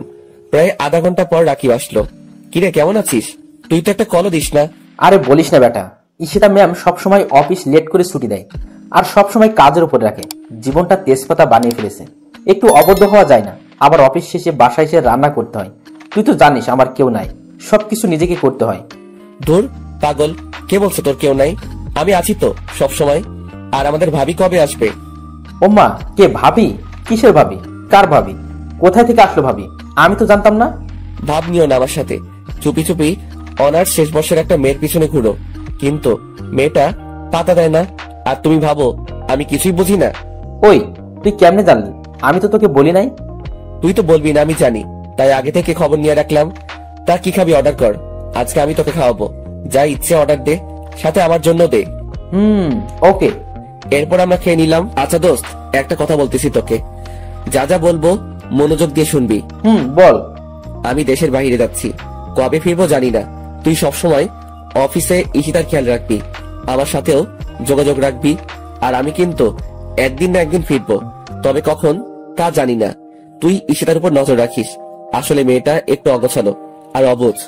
যদি ঈশিতার কিছু হয় তাহলে তোকে সবকিছুর জন্য জবাব দিতে হবে। তুই তো জানিস ওকে কতটা ভালোবাসি, আর তোকে খুব মিস করবো দোস্ত। সত্যি কি চলে যাবি? আর না গেলে হয় না দোস্ত। এই পৃথিবীতে আমার মা বাবা আর আপন বলতে কেউ নেই। কিছুদিন আগে থেকে তোর সাথে পরিচয় হয়, তুই এতটা আপন হয়ে উঠবি ভাবতেই পারি নাই। নিয়তি চাইলে দেখা হবে, আর তোর ঈশিতাকে আমি দেখিয়ে রাখবো। নিজের যত্ন নিস দোস্ত। দেখলাম ছেলেটার চোখে পানি। আরে পাগল, কান্না করিস কেন? আমি তোর সাথে তো যোগাযোগ রাখবো। আচ্ছা দোস্ত, আজকের মতো উঠলাম। ভালো থাকিস দোস্ত। তুইও, তোকে খুব মিস করব। আমিও দোস্ত। এরপর চলে এলাম বাড়িতে। প্রায় সন্ধ্যা হয়ে এসেছে। সেই পুরনো স্মৃতিগুলো ভেসে উঠে আসছে চোখের মাঝে। কত অবহেলা নিয়ে কাটিয়েছি দিনগুলো। হয়তো আমি চলে গেলে ওর কিছু আসে যায় না। ঈশিতা তো আমাকে ভালোই বাসে না, তাহলে আমার অনুপস্থিতিতে ওর কিছু আসবে যাবে না। রাত প্রায় 12টা বাজে। আমি ঘুমিয়ে আছি। হঠাৎ মোবাইলের আওয়াজে ঘুমটা ভেঙে গেল। মোবাইলের স্ক্রিনে তাকিয়ে দেখি দিশার নাম্বার। তাড়াতাড়ি করে রিসিভ করলাম। হ্যালো দিশা, কোথায় ছিলে তুমি সারাদিন? তুমি জানো আজকে কতবার তোমার মোবাইলে ট্রাই করছি, কিন্তু তুমি ফোনটা রিসিভ করো নাই কেন? কি হয়েছে, চুপ কেন? ওই পাশ থেকে ফুপিয়ে ফুপিয়ে কান্নার শব্দ আসছে। কি হয়েছে দিশা, চুপ করে আছো কেন? তোমার জন্য তোমাদের বাড়িতে গেছি, কিন্তু দরজায় তালা দেওয়া। কোথায় ছিলে? তোমাকে উত্তরটাও দেওয়া হয় নাই। হঠাৎ মোবাইলটা কেটে গেল। বুঝলাম না মেয়েটা হঠাৎ করে কোথায় উধাও হয়ে গেল। আবার ফোন দিয়ে কান্না করছে, কিন্তু কোনো কথা বলছে না। মেয়েটা এমন কেন করলো? এরপর আবার ঘুমিয়ে গেলাম। কালকে সকাল 8:30 ফ্লাইট, তাড়াতাড়ি উঠতে হবে। খুব সকালবেলায় ঘুমটা ভাঙলো। আমি তাড়াতাড়ি উঠে ফ্রেশ হয়ে নামাজ পড়তে চলে গেলাম। নামাজ পড়ে বাড়িতে ফিরে আসলাম। আন্টি রুমের পাশ দিয়ে উপরে যাওয়ার সময় আন্টি আমাকে ডাক দিলেন। আমি গিয়ে আন্টির পাশে বসলাম। আন্টি এখনো নামাজের বিছানায় বসে আছে। আমি ওনার কাছে গিয়ে বসাতে আন্টি আলতো করে আমার কপালে একটা চুমু দিলেন। আন্টি কিছু বলবে নাকি? বাবা, চলে তো যাচ্ছিস আমাদের ছেড়ে। শেষবারের মতো না হয় খাইয়ে দেই নিজের হাতে তোকে। আর কখনো সময় হবে কিনা জানি না। কি খাবি না? খাবো তো, তুমি নিয়ে আসো, আমি এইখানে আছি। মুচকি এসে বললাম। এরপর আন্টি আমাকে নিজ হাতে খাইয়ে দিলেন। আমি চুপচাপ সবগুলো খেয়ে নিলাম। আর কখনো খাওয়া হবে কিনা জানি না, খেয়ে চলে আসলাম। এরপর সবকিছু ভালোভাবে প্যাক করে নিলাম। প্রায় 7:30 বেজে গেছে। আমি ধীরে ধীরে ঈশিতার রুমের দিকে গেলাম। অবাক হওয়ার বিষয়, ওর রুমের দরজাটা খোলা। আমি হালকা উকি দিলাম, ঘরে তো কেউই নাই। চিঠিটা এখনো টেবিলের উপর পড়ে আছে। শেষবারের মতো ঈশিতাকে দেখা হলো না। এরপর আমি ঈশিতার সাথে দেখা না দিয়ে গাড়ি নিয়ে এয়ারপোর্টের উদ্দেশ্যে বেরিয়ে পড়লাম। আমার সাথে আন্টি আঙ্কেল যাচ্ছেন আমাকে এগিয়ে দিতে। খেয়াল করলাম আন্টি পুরো রাস্তা মন খারাপ করে রয়েছেন। গাড়ি এসে থামলো এয়ারপোর্টের সামনে। এরপর আমি আঙ্কেলের থেকে সবকিছু বুঝে নিলাম। আমি আসার সময় আন্টি অনেক কান্না করতে লাগলো। আন্টি, তুমি যদি এইরকম কান্না করো তাহলে আমি কিভাবে যাব? এরপর আন্টি চোখের পানি মুছে নিলেন। আমি গিয়ে আন্টিকে বললাম, সময় মতো ওষুধ খাবে, নিজের প্রতি যত্ন নিবে, আঙ্কেলকে দেখে রাখবে, আর আমি তোমার সাথে প্রতিদিন কথা বলবো, তবে ঈশিতা যেন না জানতে পারে। আমার কথা শুনে আন্টি শুধু মাথা নাড়ালো। এরপর আমি ওদের কাছ থেকে বিদায় নিয়ে এয়ারপোর্টে ঢুকে পড়লাম। আবার কখন দেখা হবে জানা নেই। নিজের অজান্তেই চোখ ভিজে এলো।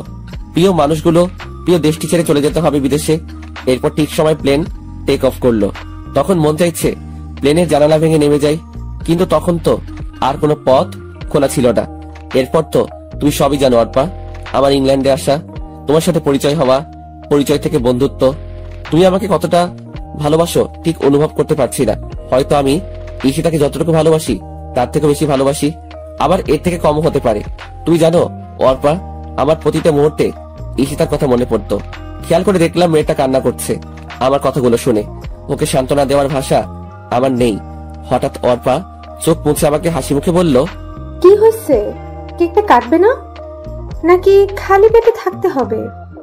নাও, তাড়াতাড়ি করো। এরপর আমি কেকটা কাটলাম আর বলতে লাগলাম, happy birthday to you, happy birthday dear Ishita. এরপর কেকটা একটু অর্পাকে খাইয়ে দিলাম। আমি আর নিজেকে সামলাতে পারছি না, বুক ফেটে কান্না আসছে। তাই আমি অর্পাকে ছাদে রেখেই নিচে চলে আসলাম। আজকে ঈশিতার জন্মদিন ছিল। এই দেশের মাটিতে প্রায় 5 বছর পার করে ফেললাম। প্রতি বছর ঈশিতার জন্মদিন পালন করতাম আমি। অর্পার মেয়েটা হচ্ছে আমার কলিগ, আমরা একই অফিসে কাজ করি। মেয়েটাও বাঙালি। অর্পা এই দেশে আসে ওর আব্বু আম্মুর কারণে। ওদের মধ্যে নাকি মিল নেই, সারাদিন নাকি ঝগড়া করে। তাই অর্পা রাগ করেই ওদের ছেড়ে এইখানে চলে আসে। বাঙালি হওয়ায় মেয়েটার সাথে বন্ধুত্ব করে নিলাম। এরপর থেকে নাকি মেয়েটা আমাকে ভালোবেসে ফেলে। আমি জানি প্রিয় মানুষটিকে না পেলে কত কষ্টে থাকতে হয়। যদি আমার কোনো পিছুটান না থাকতো তাহলে আমি অর্পাকে আপন করে নিতাম। প্রতি বছর ঈশিতার জন্মদিন পালন করার সময় অর্পা আমার কাছ থেকে আমার আর ঈশিতার গল্পটা শুনতে চাইতো। তাই আমি আমার জীবনের সব ঘটনা বললাম ওকে। আমার কথা শুনে অর্পা একদম কান্না করে দিল। এরপর আমিও রুমে এসে অনেক কান্না করলাম। ঈশিতার সাথে দেখা হবে কিনা জানি না। এরপর দরজা ওপাশ থেকে অর্পা আমাকে ডাকতে লাগলো, এই জনি, দরজা খুলো। কি হয়েছে তোমার? ছাদ থেকে এভাবে চলে আসলে কেন? তাড়াতাড়ি দরজা খুলো বলছি। তোমার জন্য নিজ হাতে রান্না করে এনেছি, তুমি খাবে না? দরজা খুলো বলছি। আমি খাবো না অর্পা, আমার খিদা নেই, তুমি এখন যাও। ওই, তোকে বলছি না দরজা খুলতে? তাড়াতাড়ি দরজা খুলে দে, না হয় তোর মাথা পাঠাবো। আমি ভয়ে তাড়াতাড়ি দরজাটা খুলে দিলাম। কি মেয়ে রে বাবা, আমাকে সামান্য জিনিসের জন্য ঝাড়ি দেয়। ওই, তোমার সমস্যা কি? খাবে না কেন? তোমার জন্য এত কষ্ট করে রান্না করলাম, এখন তুমি কি চাও আমি এইগুলো ফেলে দেই? না, তার আর দরকার হবে না, তুমি খাবার দাও, আমি খেয়ে নিচ্ছি। জনি, একটা কথা বলি, রাখবা প্লিজ? আরে বলো, সমস্যা নাই, আমি তোমার কথা রাখবো। আর বেস্ট ফ্রেন্ডের কথা কি ফেলা যায়? আমি তোমাকে খাইয়ে দেই প্লিজ, শুধু আজকের জন্য, আর কখনো তো সুযোগ হবে না, শুধু একটা বার প্লিজ।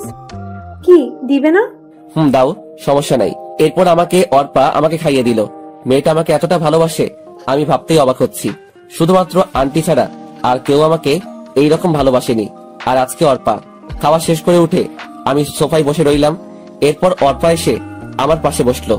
জনি, একটা জিনিস চাইবো, দিবা? বলো, কি চাও? আমাকে একবার জড়িয়ে ধরবে প্লিজ? প্রেমিকা হিসেবে না, ফ্রেন্ড হিসেবে প্লিজ। তোমাকে তো আর আমি পাবো না, কিন্তু একটু জড়িয়ে ধরতে পারি? পারো। বলার সাথে সাথেই মেয়েটা এসে আমাকে জড়িয়ে ধরলো আর কান্না করে দিল। আমি কিছু বলছি না, কি বলবো আমি? আমার কাছে কি উত্তর আছে? আমি শুধু অর্পার মাথায় হাত রাখলাম। মেয়েটা আমাকে কত ভালোবাসে, কিন্তু আমি তো ওকে ভালোবাসতে পারবো না, কারণ আমি শুধু ঈশিতাকেই ভালোবাসি, আর কাউকে ঈশিতার স্থানটা দিতে পারবো না। এরপর অর্পা আমাকে ছেড়ে দিয়ে কান্না করতে করতে চলে গেল। আমি আর কোনো কিছু না ভেবে ঘুমিয়ে পড়লাম। চিন্তা করলাম পরশু দেশে ফিরে যাব। অনেক তো হলো এইভাবে, এখন থেকে না হয় আমার নতুন করে অবহেলা পেতে শুরু করব। তবুও মনের ভিতর কোনো শূন্যতা অনুভব হবে না। এরপর সকালবেলা ঘুম থেকে উঠে ফ্রেশ হয়ে নিলাম, নাস্তা করে রেডি হয়ে অফিসে চলে আসলাম। সারাদিন অফিসে কাজ করে বাসায় আসলাম। অফিস থেকে আসার সময় অর্পাকে বলে দিলাম আমি কালকে বাংলাদেশে ফিরে যাব। ও যদি যেতে চায় তাহলে আমার সাথে যেতে পারে। আমার কথা শুনতে অর্পা খুশিতে রাজি হয়ে গেল। এরপর আমি সকালবেলায় সবকিছু গুছিয়ে নিলাম, অর্পাকে দিয়ে ওর অ্যাপার্টমেন্ট থেকে নিয়ে আসলাম। এয়ারপোর্টে সবকিছু চেক শেষে আমি প্লেনে এসে বসলাম। প্লেনটা যথাসময় চলতে শুরু করলো। প্রায় 4 ঘন্টা পর প্লেন এসে থামলো বাংলাদেশ এয়ারপোর্টে। নিজের দেশের মাটিতেই পা ফেলতেই সব ক্লান্তি দূর হয়ে গেল। এরপর একটা গাড়ি নিয়ে আমি আর অর্পা বাসায় চলে আসলাম। সেই চিরচেনা বাড়িটাই দরজায় দাঁড়িয়ে কলিং বেলে চাপ দিলাম। একটু পর আন্টি এসে দরজা খুলে দিলেন আর আমাকে দেখে ভীষণ অবাক হলেন। খুশিতে আত্মহারা হয়ে আমাকে জড়িয়ে ধরে কান্না করে দিলেন। আমি আন্টির সাথে কান্না করে দিলাম। প্রায় 4 বছর পর আবার আপন মানুষগুলোকে দেখতে পেলাম। কেমন আছো আন্টি? আগে ভালো ছিলাম না, তুই এসে গেছিস, এখন অনেকটা ভালো আছি। তুই কেমন আছিস? আমিও ভালো আছি। কি অবস্থা হয়েছে তোর? একদম শুকিয়ে গেছিস, ঠিক মতন খাবার খাস না। এতগুলো দিন পর আমাদের কথা মনে পড়লো। তোমাদের কথা তো ঠিকই মনে পড়ে। আন্টি ঈশিতা কোথায়? কেমন আছে ঈশিতা? ঈশিতা ওর ঘরে আছে। কেমন আছে তুই গিয়ে জিজ্ঞাসা কর। আর সাথে মেয়েটা কে বাবা? ওহ আন্টি, তোমাকে তো পরিচয় করিয়ে দেই নাই। ও হচ্ছে অর্পা, আমার ফ্রেন্ড। আর অর্পা উনি হচ্ছে ঈশিতার আম্মু। তোমাকে তো বলেছি। কেমন আছেন আন্টি? আলহামদুলিল্লাহ ভালোই আছি। তুমি কেমন আছো? জি আন্টি, আমিও ভালো আছি। আন্টি আঙ্কেলকে তো দেখতে পাচ্ছি না। আঙ্কেল কোথায়? তোর আঙ্কেল অফিসের কাজে বাহিরে গেছে, আজকেই চলে আসবে। আর কতক্ষণ মেয়েটাকে বাহিরে দাঁড় করিয়ে রাখবি? ভিতরে আয়। আন্টি। অর্পা ভিতরে আসো। এরপর আমি আর অর্পা ভিতরে চলে গেলাম। অর্পাকে গেস্ট রুমটা দেখিয়ে দিলাম। এরপর আমি আমার রুমে চলে আসলাম। নিজের সেই রুমটাতে আবার অনেকগুলো দিন পর এলাম। কিন্তু অবাক হওয়ার বিষয়, আমার রুমটা একদম গোছানো, সবকিছু পরিষ্কার। মনে হয় কেউ প্রতিদিন এসে পরিষ্কার করে যায়। এত কিছু না ভেবে আমি ফ্রেশ হতে চলে গেলাম। এরপর নিচে নাস্তা করতে চলে গেলাম। সাথে অর্পাকে নিয়ে এলাম। মেয়েটা হয়তো লজ্জায় কোনো কিছু বলতে পারবে না। আন্টি আমাদেরকে নাস্তা দিলেন। আমি খেয়ে যাচ্ছি, কিন্তু গলা দিয়ে নামতেছে না। কারণ একটাই, ঈশিতা। আসার পর থেকে ঈশিতাকে দেখতেছি না। ব্যাপার কি? মেয়েটা কোথায় গেল? আন্টি ঈশিতা কোথায়? নাস্তা করবে না? আসার পর থেকে তো একবারও দেখলাম না। কি জানি বাবা কি হয়েছে, তুই যাওয়ার পর থেকে মেয়েটা একদম বদলে গেছে। ঠিক মতন খায় না, ঠিক মতন ঘুমায় না, অফিসে এবং কলেজে কোথাও যায় না। দিন দিন কেমন মৃত্যুর মুখে চলে যাচ্ছে। আন্টির কথা শুনে বুকটা কেঁপে উঠলো। কি হয়েছে ঈশিতার? তবে কি ওর কোনো ক্ষতি হয়েছে? কেন হঠাৎ করে এইভাবে বদলে গেল? আন্টি ঈশিতা এখন কোথায়?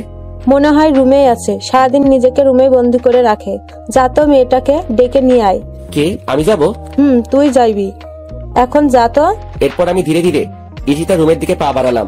উপরে গিয়ে দেখি দরজাটা খোলা। আমি ঈশিতাকে অনেকবার ডাক দিলাম, উঠলো না। এরপর রুমের ভিতরে গিয়ে ঈশিতার খাটের পাশে গেলাম। মেয়েটা ছোট বাচ্চাদের মতো শুয়ে আছে, চুলগুলো মুখের উপরে। আমি আবার ডাক দিলাম। এইবার ঈশিতা চোখ ডলতে ডলতে উঠে গেল। ঈশিতাকে দেখে চোখে পানি ছলছল করছে। কি ঈশিতা, কি হয়ে গেল? শুকিয়ে একদম কাঠ হয়ে গেছে। চোখের নিচে কালো দাগ পড়ে গেছে, আগে থেকে অনেক কালো হয়ে গেছে। আমাকে এইভাবে দেখতে পাবে ঈশিতা কল্পনাও করে নাই। ঈশিতার চোখ অশ্রুতে ভরে গেছে। আজকে অবহেলার প্রতিদানে এই সকল কিছু হচ্ছে। ঈশিতা খাট থেকে নেমে আমার একদম কাছে চলে আসলো। আমাকে জড়িয়ে ধরতে চাইলো, কিন্তু আমি সরে গেলাম। আমার থেকে এইরকম কিছু ঈশিতা আশা করেনি। আমিও ঈশিতার পাশে থাকতে চেয়েছিলাম, কিন্তু ঈশিতা আমার সাথে অনেক খারাপ ব্যবহার করছে। আমাকে প্রতিনিয়ত অবহেলা করে গেছে। এখন এই সবকিছু ঈশিতাকে তিলে তিলে ভুগতে হবে। প্রিয় মানুষকে অবহেলা করলে তা কত কষ্টের ঈশিতাকেও বুঝতে হবে। এখন থেকে আমি অবহেলা করব, আর ঈশিতা সবকিছু সহ্য করবে। আপনাকে আন্টি নিচে নাস্তা খেতে ডাকছে, তাড়াতাড়ি আসেন। জনি দাঁড়াও, তোমাকে। আমি না শুনে চলে আসলাম। আর ঈশিতা ওইখানে হাঁটু গেড়ে বসে পড়লো। হয়তো বুঝতে পারছে তার কর্মের ফল ভুগছে। কান্না করতে লাগলো। আমি নিচে এসে নাস্তা করতে লাগলাম। এরপর ঈশিতাও এলো। আমি কিছু না বলে চুপচাপ নাস্তা খেয়ে যাচ্ছি, কিন্তু ঈশিতা নাস্তা না করে আমার দিকে তাকিয়ে আছে। ঈশিতাকে কষ্ট দেওয়ার জন্য আমি পুরোটা না খেয়ে চলে আসলাম। আমার এইরকম আচরণে ঈশিতা কষ্ট পেল। পাক না, তাতে আমার কি? আমাকেও তো কম কষ্ট দেয়নি ঈশিতা। এরপর আমি আমার রুমে চলে এলাম। ঈশিতাকে এইভাবে অবহেলা করতে গিয়ে আমি নিজেও অনেক কষ্ট পেলাম। কিন্তু তবুও যে ঈশিতাকে বুঝতে হবে প্রিয় মানুষটির অবহেলা কতটা যন্ত্রণাদায়ক। কিন্তু হঠাৎ করে ঈশিতা এভাবে বদলে গেল কেন? কিছু একটা তো কারণ আছে, জানতেই হবে আমাকে। সেই কারণ, রাতে সেই রকম ঘুম হয় নাই, তাই একটু ঘুমিয়ে নিলাম। ঘুম ভাঙলো দুপুর 12:30। আমার বুকের উপর ভারী কিছু অনুভব করছি। ঘুম থেকে উঠে দেখি ঈশিতা আমাকে জড়িয়ে ধরে ঘুমিয়ে আছে। মেয়েটার কি নিষ্পাপ মুখখানি, আগের কথাগুলো মনে পড়ে গেল। আমি ঘুমের মধ্যেই ঈশিতাকে এক ঝাটকা দিয়ে বুকের উপর থেকে ফেলে দিলাম। সাথে সাথে ঈশিতার ঘুমটা ভেঙে গেল। আপনি এখানে কি করেন? কেন আসলেন এই রুমে? আবার আমার বুকে মাথা রেখে আমাকে জড়িয়ে ধরে ঘুমিয়েছিলেন। আমার স্বামীকে আমি জড়িয়ে ধরে ঘুমাতে পারি, আমার অধিকার আছে। কিসের স্বামী? হ্যাঁ, কেউ একজন বলেছিল স্বামী ইজ মাই ফুড, আর অধিকারের কথা বলছেন। একদিন আমিও আপনার কাছে স্বামীর অধিকার চাইতাম, কিন্তু আপনি আমাকে শুধু অবহেলা করে আসছেন। কত কষ্ট দিয়েছেন মনে আছে আপনার? আমার কথাগুলো শুনে ঈশিতা ফুপিয়ে ফুপিয়ে কান্না করতে লাগলো। প্লিজ জনি, এরকম করো না। আমি তোমাকে ভীষণ ভালোবাসি, নিজের থেকেও বেশি। ভালোবাসা? আমি এখন আর আপনাকে ভালোবাসি না। আমার মতো ছোট লোক কাউকে ভালোবাসতে পারে না। অর্পা মেয়েটাকে চিনেন? আমি ওকেই ভালোবাসি। ও আপনার মতো নিষ্ঠুর না, অনেক ভালো মেয়ে অর্পা। আর আপনার না বয়ফ্রেন্ড আছে, তাহলে আমার কাছে কেন ভালোবাসা চাইতে আসলেন? আপনার বয়ফ্রেন্ডের কাছে যান। আগে তো আপনি বলতেন আমি যেন এই বাড়ি ছেড়ে চলে যাই। এখন আর আপনাকে বলা লাগবে না, আমি নিজে থেকেই চলে যাব যদি কখনো ডিস্টার্ব করেন। আমি আর তোমাকে ডিস্টার্ব করব না, তবু তুমি আমাকে ছেড়ে যেও না। আমার কথাগুলো শুনে ঈশিতা ফুপিয়ে ফুপিয়ে কান্না করে যাচ্ছে। কান্না করার কারণে ঈশিতার নিঃশ্বাস নিতে কষ্ট হচ্ছে। আর কোনো কথা না বলে ঈশিতা কান্না করতে করতে চলে গেল। ঈশিতা এখন বুঝবে ভালোবাসার মানুষটি অবহেলা করলে কতটা কষ্ট লাগে। এরপর আমি ফ্রেশ হয়ে নিলাম। জোহর নামাজের আজান দিয়েছে, তাই নামাজ পড়তে মসজিদে চলে গেলাম। নামাজ পড়ে বাড়িতে আসার সময়ই রাকিবের সাথে দেখা হলো।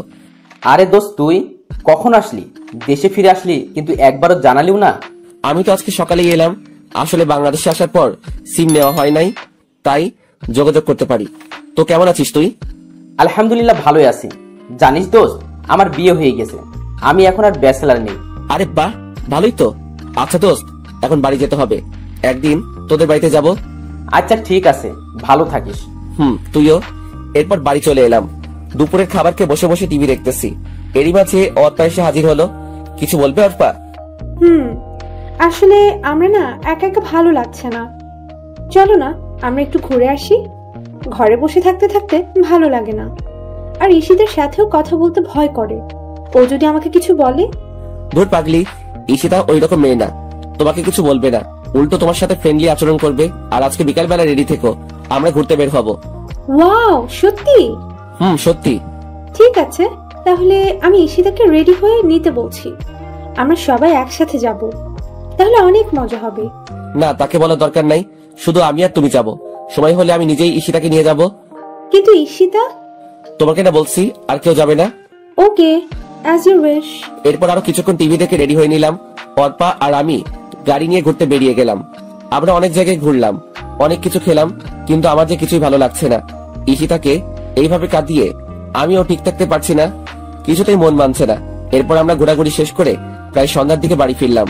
এরপর আমি ফ্রেশ হয়ে একটু শুয়ে রইলাম আর ভাবতে লাগলাম ঈশিতার মাঝে এত পরিবর্তন আসলো কিভাবে? ওর নাকি বয়ফ্রেন্ড ছিল, তাহলে গেল কোথায়? কেন এখন ঈশিতা আমার জীবনে আসতে চাইছে? অবহেলা করার পর কেন আপন করতে চাইছে? সবকিছু যেন গুলিয়ে যাচ্ছে। রাত প্রায় 10টা বেজে গেছে। নিচে খেতে ডাকছে। আমি নিচে গিয়ে খাওয়ার জন্য টেবিলে বসে পড়লাম। সবাই আছে, শুধু আঙ্কেল নেই। ঈশিতা আমার সামনের চেয়ারটাতেই বসা। ঈশিতা না খেয়ে শুধু আমার দিকে তাকিয়ে আছে। মেয়েটা এমন কেন না খেয়ে আমার দিকে তাকিয়ে আছে? আমার দেখার জন্য তো সারা জীবন পাবেই। আমি কিছু না বলে চুপচাপ খেয়ে নিলাম। এরপর ছাদে চলে এলাম, একটা সিগারেট ধরালাম। ধীরে ধীরে পুরো সিগারেটটা শেষ করে দিলাম। এইভাবে এক প্যাকেট সিগারেট খেয়ে ফেললাম। আপন মানুষগুলো যখন পর হয়, তখন এই জিনিসটাই সবচাইতে আপন হয়ে যায়। এরপর ঘরে এসে শুয়ে পড়লাম। ভোরবেলা ঘুম থেকে উঠে ফ্রেশ হয়ে নামাজ পড়তে চলে গেলাম। নামাজ শেষে বাড়িতে চলে এলাম। অনেকদিন সূর্যোদয়টা দেখা হয় না, তাই ছাদে এলাম। পূব আকাশে হালকা আলো চিকচিক করছে, বয়ে যাচ্ছে মৃদু বাতাস, আর রয়েছে চারিদিকে পাখিদের কিচিরমিচির আওয়াজ।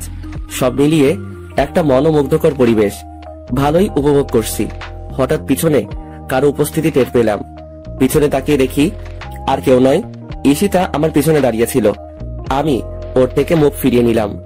আগের ন্যায় সামনের দিকে তাকিয়ে রইলাম। ঈশিতা কিছু বলবে মনে হচ্ছে, কিন্তু কিছু না বলে আবার কিভাবে চলে গেল। আমিও আর কিছু না বলে নিচে চলে এলাম। এরপর আন্টি ডাক দিলেন নাস্তা করার জন্য। আমি নিচে চলে গেলাম। আঙ্কেল দেখি উপস্থিত আছেন, হয়তো রাতে বাড়ি ফিরলেন। আমি আঙ্কেলের পাশে গিয়ে দাঁড়ালাম। আঙ্কেল হাতের খবরের কাগজটা রেখে আমাকে জড়িয়ে ধরলেন আর কান্না করতে লাগলেন। আমার এই ভুবনে আব্বু আম্মু নেই, কিন্তু আঙ্কেল আন্টি এখন আমার আব্বু আম্মু। আমিও আঙ্কেলকে জড়িয়ে ধরে কান্না করতে লাগলাম। ওনারা না থাকলে হয়তো আমাকে একটা অস্তিত্বহীন জীবন যাপন করতে হতো। এইভাবে চলে আসলি, আমাদেরকে তো অন্তত একবার জানাতে পারতে। ভাবলাম সারপ্রাইজ দিব। কেমন হলো সারপ্রাইজটা? অনেক ভালো। এই কি অবস্থা হয়েছে তোর? কেন এমন করিস নিজের সাথে? অন্তত আমাদের কথা ভেবে না হয় শরীরের যত্ন নে। নিজের কথা তো কখনো ভাবিস না। তুই না থাকলে যে আমরা ভালো থাকতে পারি না, কেন বুঝিস না তুই? তোর বাবা মা তোকে আমাদের কাছে আমানত রেখে গেছে। তোর কিছু হলে ওরা যে কষ্ট পাবে জানিস। আমি কখনো তোর আব্বুকে কষ্ট থাকতে দিতে চাই না, সব সময় হাসি খুশি দেখতে চাইতাম। আঙ্কেল, এখন থেকে তোমার সব কথা মেনে চলবো। এখন সবাই নাস্তা করতে বসো, আর তোর সাথে যেই মেয়েটা এসেছে ওকে ডেকে নিয়ে আয়, আমরা সবাই একসাথে নাস্তা করব। আমি গিয়ে অর্পাকে নিয়ে আসলাম। ঈশিতা আগে থেকেই হাজির আছে। অর্পাকে আঙ্কেলের সাথে পরিচয় করিয়ে দিলাম। তারপর সবাই মিলে নাস্তা করতে লাগলাম। আঙ্কেল, আমি আজকে থেকে অফিসে যেতে চাই। এত তাড়াতাড়ি কেন? কয়েকটা দিন রেস্ট নে। এমনিতে অনেক দিন পর এসেছিস, সবার সাথে একটু সময় কাটা। না আঙ্কেল, বাড়িতে বসে থাকতে ভালো লাগে না। আচ্ছা বাবা, তুই যা ভালো বুঝিস কর। Thank you uncle. রুমে এসে অফিসে যাওয়ার জন্য রেডি হচ্ছি। ওই সময় অর্পা আমার রুমে এসে হাজির। কিছু বলবে নাকি? আসলে আমার না একা একা বাড়িতে ভালো লাগবে না, যদি তোমার সাথে নিয়ে যেতে। আচ্ছা, সমস্যা নাই, তুমি গিয়ে তৈরি হয়ে নাও, আমরা খুব তাড়াতাড়ি বের হব। ঠিক আছে। অর্পা চলে গেল আর আমি আবার তৈরি হতে ব্যস্ত আছি। এরপর তৈরি হয়ে গাড়িতে অর্পার জন্য অপেক্ষা করতেছি। এরপর অর্পা আসলো, আমি গাড়ি চালাতে শুরু করলাম। এরপর আমরা চলে এলাম অফিসে। আমি গিয়ে বসের কেবিনে বসলাম। অর্পাকে আমার সাথে নিয়ে আসলাম। এরপর আমি পিয়নকে দিয়ে রাকিবকে আমার কেবিনে ডেকে নিয়ে আসলাম। ফিরে আসবো নাকি? দোস্ত আয়। আর তোর অনুমতি লাগবে না, যখন ইচ্ছা তখন আসতে পারবি। তা বুঝলাম, কিন্তু বাকিরা কি ভাববে বল? বসকে তুই করে ডাকলে কেমন দেখায় না? আরে কে কি বললো আমার কিছু যায় আসে না। যেই জায়গায় আমার কোনো সমস্যা নাই, তাহলে তোর কি সমস্যা? আর আমি তোকে বস হিসেবে বলছি, তুই এখন থেকে আমাকে তুই করে বলবি। আচ্ছা ঠিক আছে, তা কিছু বলবি নাকি? বলবো তো, তাই তো ডাকলাম তোকে। কি কথা ছিল মনে আছে তো? কি কথা ছিল? ওই যে তোর বাড়িতে যাব আর বউটাকে দেখবো কোন সেই হতবাকি যে তোর মতো পাগলের খপ্পরে পড়েছে। রাকিব মুচকি এসে বলল, সমস্যা কি? তুই বললে এখনই চল, আর দেখে নিস কে আমার খপ্পরে পড়েছে। আরে এখন না, দুপুরে লাঞ্চ টাইমে যাব। এখন তো অফিসে অনেক কাজ আছে। আর পরিচয় হয়নি, ও হচ্ছে অর্পা, আমার সাথে বিদেশে আমার কলিগ ছিল। আর অর্পা, ও হচ্ছে আমার ফ্রেন্ড রাকিব। তোমাকে তো ওর কথা বলছি। হাউ ফানি দোস্ত, যার দেশে এত বড় একটা অফিস আছে সে কিনা অন্য একটা অফিসে কাজ করছে। হ্যালো, কেমন আছেন? হাই, আলহামদুলিল্লাহ ভালো আছি ভাইয়া। আপনি কেমন আছেন ভাইয়া? আলহামদুলিল্লাহ ভালো। ওই সাইলেন্সার তার সাথে কিভাবে ফ্রেন্ডশিপ করলেন? সারাদিন তো মন মরা হয়ে বসে থাকতো। আমার মনে হয় বিদেশেও ওই রকম করেছে। ঠিক বলছেন। শুধু কাজের সময় কাজ করতো আর সারাদিন বসে বসে সময় কাটিয়ে দিত। আমি ওদের কথাগুলো শুনছি আর মিট করে হাসছি। পাগলগুলা বলে কি, সব সময় হাসি খুশি থাকার চেষ্টা করেও থাকতে পারতাম না। কেন জানি কিসের একটা শূন্যতা অনুভব হতো। এরপর রাকিব চলে যায়। আমি বসে বসে কাজ করতে লাগলাম আর অর্পা বসে বসে ফ্রি ফায়ার খেলতে লাগলো। বুঝি না মেয়েটা এই গেমটা কেমনে খেলা শিখলো। আমার থেকে ভালো খেলতে পারে, তাই তো সবসময় আমার স্কোয়াডে রাখি। কাজ করতে করতে দুপুরের খাবার সময় হয়ে গেল, কিন্তু আমি এখনো কাজ করতে লাগলাম। অনেক কাজ পড়ে আছে। কিরে চল, আর কতক্ষণ অপেক্ষা করব? আমার কিন্তু ভীষণ খিদা লাগছে। কাজ এখন বন্ধ রাখ। ওই বেটা পেটু, সবসময় খাই করিস কেন? একটু অপেক্ষা কর, আমি কাজগুলো সেরে ফেলি। আচ্ছা তুই তাড়াতাড়ি কর, আমি আমার ডেস্কে আসি। কাজ শেষ হইলে আমার ডেকে নিস। এরপর রাকিব চলে গেল। আমি কাজে মনোযোগ দিলাম।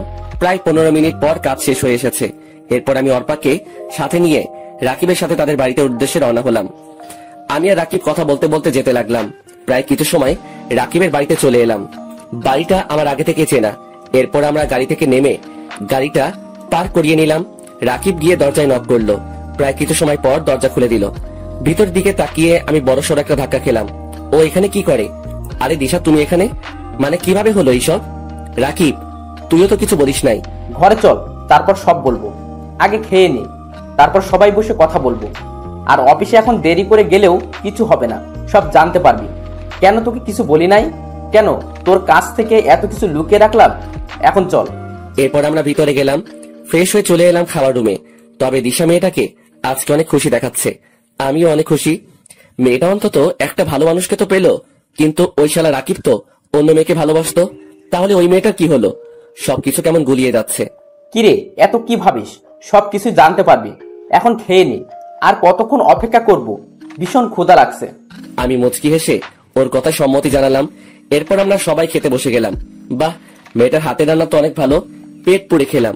এরপর আমি একটু ছাদে এলাম, হাতে একটা সিগারেট নিলাম। সিগারেটটা ধরিয়ে টানতে লাগলাম। অবশ্যই আমি আগে এইসব ছাইপাস খেতাম না, এখন কেমনে যে এইসব ছাইপাস আপন হয়ে গেছে। হঠাৎ পিছনে কারো উপস্থিতি টের পেলাম। তাকিয়ে দেখি রাকিব দাঁড়িয়ে আছে। কিরে, একা একা খাবি নাকি? তুই এত স্বার্থপর কেন? আমাকেও দে, শেয়ার করলে কি হয় তোর? দে না দোস্ত। তুই আবার কবে থেকে এইসব খাস? আগে তো জানতাম না। আর আমি শেয়ার করতে পারবো না। পারলে পুরোটা খা, আমি অর্ধেক শেয়ার করতে পারবো না। আচ্ছা, পুরোটাই দে। আমার এসব অভ্যাস আছে, আগে যে কত খাইছি। আমি প্যাকেট থেকে একটা সিগারেট বের করে দিলাম। শালা জ্বালাতে পারছে না, আর ওনার নাকি অভ্যাস আছে। কিরে, পারছি না তো। শালা কি সিগারেট দিলি? সেই কখন থেকে চেষ্টা করে যাচ্ছে, কিন্তু কিছুতেই জ্বলছে না। আবাল মার্কা সিগারেট। তুমি আমার কচু জানো, সিগারেট মুখে নিয়ে জ্বালাতে হয়, হাতে রেখে না। ওনার নাকি আবার অভ্যাস আছে, না পারলে খাইস না। আরে দে তো। তুই পারলে আমি পারবো না কেন? আমি ঠিকই পারবো। তাড়াতাড়ি কর, পরে কিন্তু দিশা চলে আসবে। তখন কিন্তু আমি নিজের দিশারা হয়ে যাব। এত ভয় পাইলে খাও কেন? না খেলেই তো চলে। আরে ভাই, দিবি তুই? বক বক না করে তাড়াতাড়ি সিগারেট জ্বালা। আমি আর কিছু না বলে সিগারেটটা জ্বালিয়ে দিলাম। শালা প্রথম টান দিয়ে কাশতে শুরু করলো। ও যদি আগে থেকে সিগারেট টানতো তাহলে তো এমন হতো না। বুঝলাম না ব্যাপারটা। এরপর ধীরে আরো একটু শেষ করলো। এখন দেখি রাকিবের চোখ দিয়ে পানি পড়তে লাগলো। আমি বুঝে গেলাম রাকিব আগে কখনো সিগারেট খাই নাই। আমি তাড়াতাড়ি ওর হাত থেকে সিগারেটটা কেড়ে নিলাম। মিথ্যা কথা বললি কেন? তুই তো ঠিক মতো সিগারেট টানতেই পারিস না, তাহলে কেন এইরকম করলি? দেখতো তোর চোখ কিরকম লাল হয়ে গেছে। আর খেতে হবে না সিগারেট, তোর পরে ক্ষতি হবে। আমার ক্ষতি হলে তোর ক্ষতি হবে না। তুই কেন এইসব খাস? আমাকে সিগারেটটা ফিরিয়ে দে বলে দিলাম। না, দিব না। এখন নিচে যা, আমি আসতেছি। এই কথা বলে আমি আবার সিগারেটটা টানতে শুরু করলাম। রাকিব এসে আমাকে জড়িয়ে ধরে কান্না করে দিল। বুঝলাম না ছেলেটার কাহিনী। প্রথমত সিগারেট খেতে না পেরেও মিথ্যা বলে আমার থেকে সিগারেট নিল, এখন আবার কান্না করতে লাগলো। কিরে, কান্না করিস কেন? কান্না থামা বেটা। কি হয়েছে বল আমাকে। দিশার সাথে ঝগড়া করলো নাকি? চল আমার সাথে, আজকে দিশার খবর আছে। এত বড় সাহস, আমার বন্ধুর সাথে ঝগড়া করে? চল তুই আমার সাথে। দিশা নয়, আমার এই কান্নার কারণ তুই। মানে আমি কি করলাম? কোনো ভুল করলাম নাকি? বল তাহলে, আমি ভুলটা শুধরানোর চেষ্টা করব। তবু তুই কান্না করিস না দোস্ত। অনেক বড় ভুল করছিস। তোকে নিয়ে আমার অনেক চিন্তা হয়, কখন জানি কি হয়ে যায়। তোকে আমার একটা কথা রাখতে হবে, আমার কসম দিয়ে বললাম। আরে চিন্তা করিস কেন, বলবি তো? আর আমি তোর সব কথা রাখবো, শুধু কি করতে হবে বল। তুই সিগারেট খাওয়া ছেড়ে দে দোস্ত। তোকে হারাতে চাই না আমি। যখন এই শহরে আমার কেউ ছিল না, তখন তুই আমার পাশে ছিলি, নিজের ভাইয়ের মতো আমার সাথে চলতি।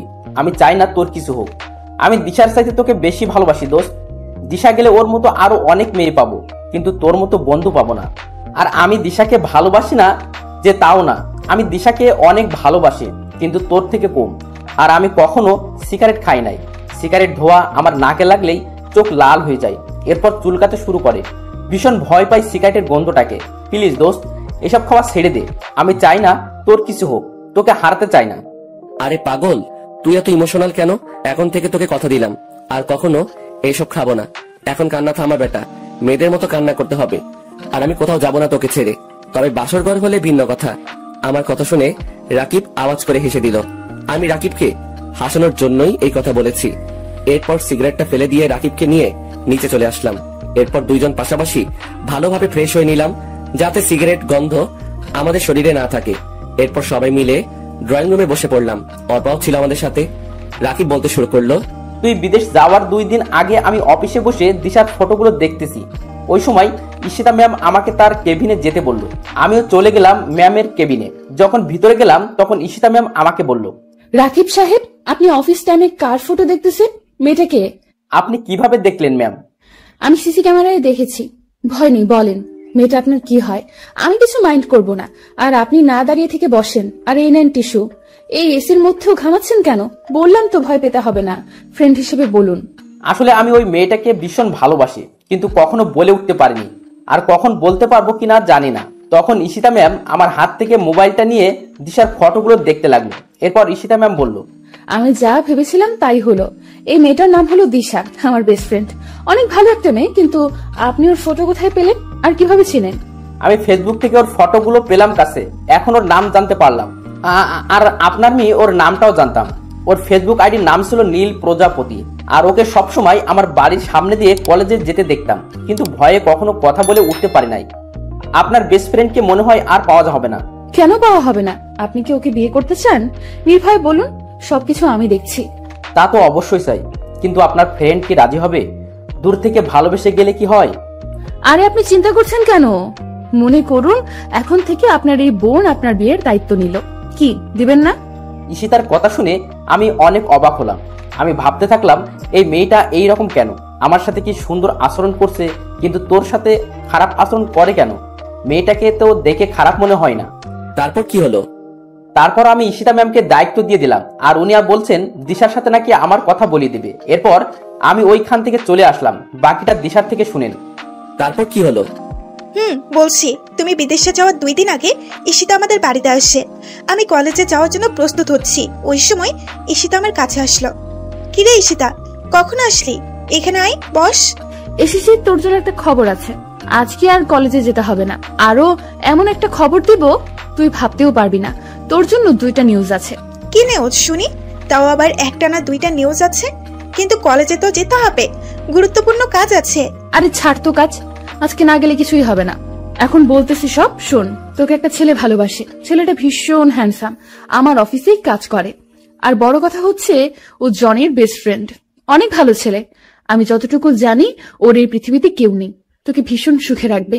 রাজি হয়ে যা দোস্ত, আমি বিয়ের সব কিছুর ব্যবস্থা করছি, শুধু তুই রাজি হলেই হবে। আর রাজি না হয়েও পারবি না, ছেলে কিন্তু অনেক সুন্দর আর ভালো। সবই বুঝলাম, কিন্তু আমাকে দেখলো কিভাবে? আর ছেলেটার নাম কি?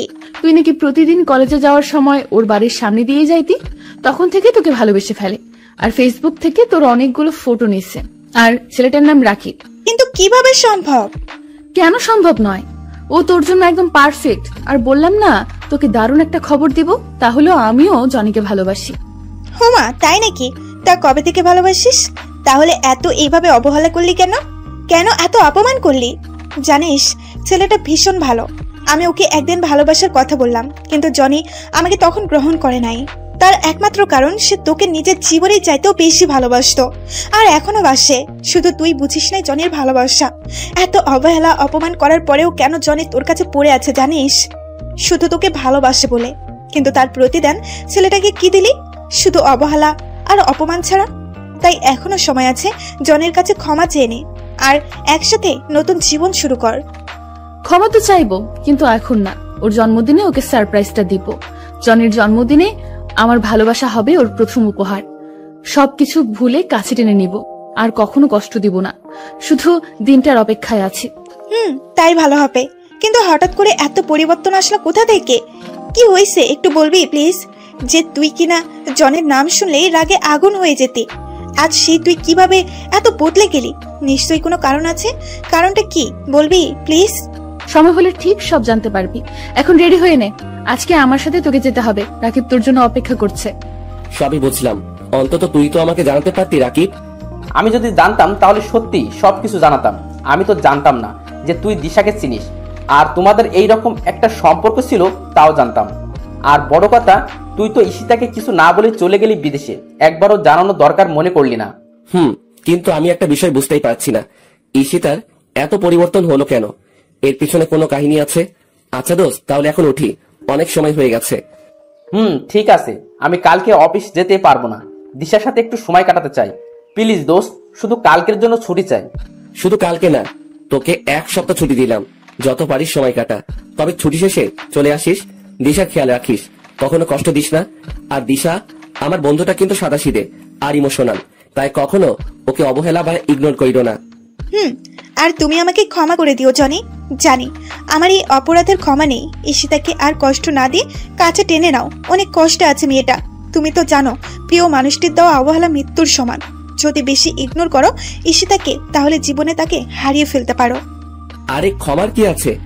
আমি তো চাইতাম তোমার জীবনে এমন কেউ আসুক যে সবসময় তোমাকে ভালোবাসবে, সুখে রাখবে। আর দেখো পেয়ে গেলে বিশ্বস্ত মানুষটাকে, আর রাকিবও পেয়ে গেল তার ভালোবাসার মানুষটিকে। আর আমাদের বাড়ি আবার আসবে, কিন্তু পরের বার যেন ঈশিতাকে সাথেই দেখি। মুচকি এসে বললাম, দেখবে। তাহলে এখন আসি। এরপর অর্পাকে নিয়ে চলে এলাম বাড়িতে। তবে আজকে আমি ভীষণ খুশি। ঈশিতা আমাকে আরো 4 বছর আগে থেকে ভালোবাসতো, কিন্তু এত তাড়াতাড়ি ঈশিতাকে কাছে টেনে নিলে হবে না। ওকে ভালোভাবে বুঝতে হবে আপনজনের অবহেলা সহ্য করা কতটা যন্ত্রণাদায়ক। এরপর আমি ফোন করে বলে দিলাম অফিস যেন আজকে 4টায় ছুটি দিয়ে দেয়। ভালো লাগছে না, তাই রুমে বসে আছি। হঠাৎ কোথা থেকে ঈশিতা আমার রুমে এসে হাজির। আপনি এখানে কেন? চলে যান আমার রুম থেকে। আপনাকে দেখলে আমার শরীরটা জ্বালা করে, অসহ্য লাগে আপনাকে। কি চান এখানে? এইভাবে কথা বলছো কেন? আমি তো তোমার বউ, মাফ করে দাও না প্লিজ আমাকে। কখনো তোমাকে কষ্ট দেব না প্লিজ। ভীষণ ভালোবাসি তোমায়। তোমাকে ছাড়া আমার একটা দিনও ভাবা কষ্টকর। তোমাকে যে হৃদয়ের গোপন কুঠিরেতে বেঁধে ফেলেছি, যদি দূরে যেতে চাও তাহলে আমার কলিজা ছিঁড়ে যেতে হবে। তখন হয়তো আমি একটা জীবন্ত লাশ হয়ে যাব। মাফ করব, তাও আবার আপনাকে? অসম্ভব। কখনো আমি আপনাকে মাফ করব না। আর কি বললেন? ভালোবাসেন আমাকে? ভীষণ হাসি পাচ্ছে আপনার কথা শুনে। হঠাৎ কোথা থেকে এত ভালোবাসার উৎপত্তি ঘটলো? আমি একদিন একজনকে ভীষণ ভালোবাসতাম, তাকেও যত্ন করে রেখেছিলাম হৃদয়ের গোপন কুঠুরিতে। কিন্তু কি পেলাম তার কাছ থেকে? দিন শেষে অবহেলা আর অপমান হলো আমার পথ চলার সাথী। আর আমিও এখন জীবন্ত লাশ হয়ে জীবন যাপন করতেছি। তাই কাউকে আর জীবনের সাথে মিশাতে পারবো না। ভালোবাসা সবার জীবনে একবারই আসে, আমারও ছিল, কিন্তু তা আজকে লাশ হয়ে গেল। আমার হাতটা ধরে ঈশিতা বলল, প্লিজ আমাকে ক্ষমা করে দাও। আমি আসলে বুঝতে পারি নাই, ভীষণ ভালোবাসি তোমাকে। আমি আমার ভুল বুঝতে পেরেছি। তোমার সাথে খারাপ ব্যবহার করা ঠিক হয়নি। এখন যদি আমাকে ক্ষমা না করো তাহলে আমাকে চিরতরে হারাবে। তুমি আমাকে ছেড়ে কয়েক বছর দূরে ছিলে, আমি কিন্তু চিরতরের জন্য দূরে চলে যাব। এমন দূরে যেখানে গেলে কেউ আর কখনো ফিরতে পারে না। আমার হাতটা ছাড়ুন। যখন খারাপ ব্যবহার করেছেন তখন বোঝার কথা ছিল, এখন না। আরে কোথায় যাবেন? চিরতরের জন্য দূরে? তো চলে যান না, কি আটকে রেখেছে? আমার হাত ছাড়ুন। না, আমি তোমার হাত ছাড়বো না। আগে বলো ভালোবাসি। আপনাকে বলছি হাত ছাড়তে। হাত ছাড়ুন, না হয় আমি কিছু একটা করে ফেলবো। যত কিছুই হোক আমি তোমার হাত ছাড়বো না। ছাড়বেন না তো? বললাম তো ছাড়বো না। আমি জোর করে হাতটা ছাড়িয়ে নিয়ে ঠাস ঠাস করে ঈশিতাকে 2টা থাপ্পড় মারলাম। ঈশিতা হয়তো আমার থেকে এইরকম কিছু আশা করে নাই। ওই তোর সমস্যা কি?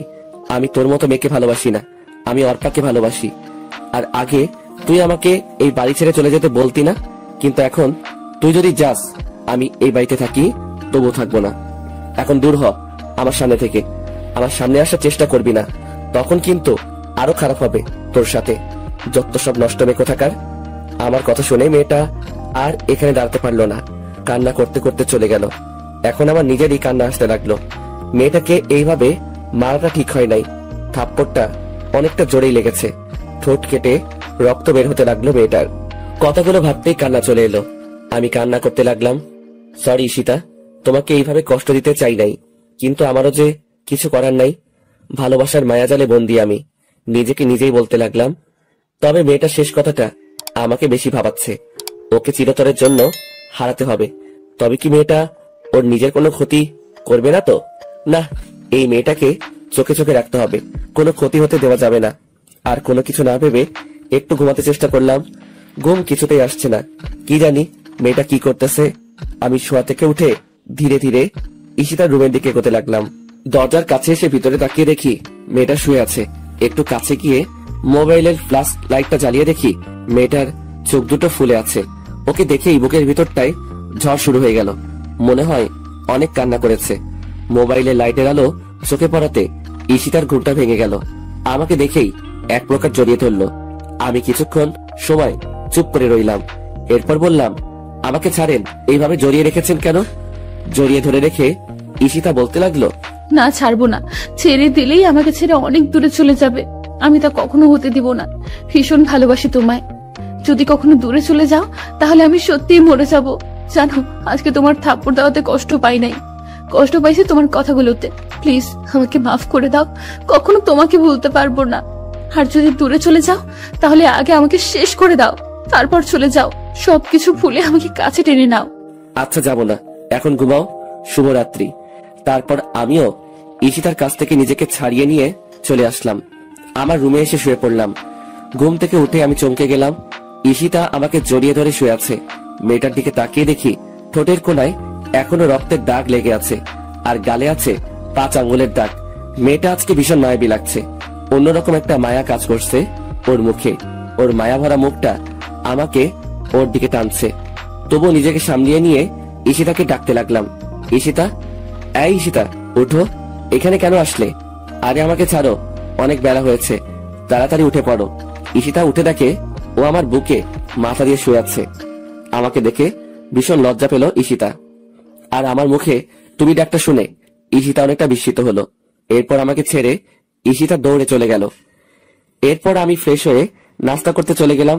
নিচে ঈশিতা আর অর্পা দুইজন বসে গল্প করছে। আমি গিয়ে তাদের সাথে বসে পড়লাম আড্ডাতে। অনেক মজা হয়েছে, তবে ঈশিতাকে আজকে ভীষণ খুশি দেখাচ্ছে। মেয়েরা বেশি কিছু চায় না, শুধু নিজের ভালোবাসার মানুষটির কাছ থেকে একটু ভালোবাসা পেলেই তা তাদের জন্য যথেষ্ট। ঈশিতাও তার ব্যতিক্রম নয়। ঈশিতা কেন এত খুশি তা তো আমি জানি।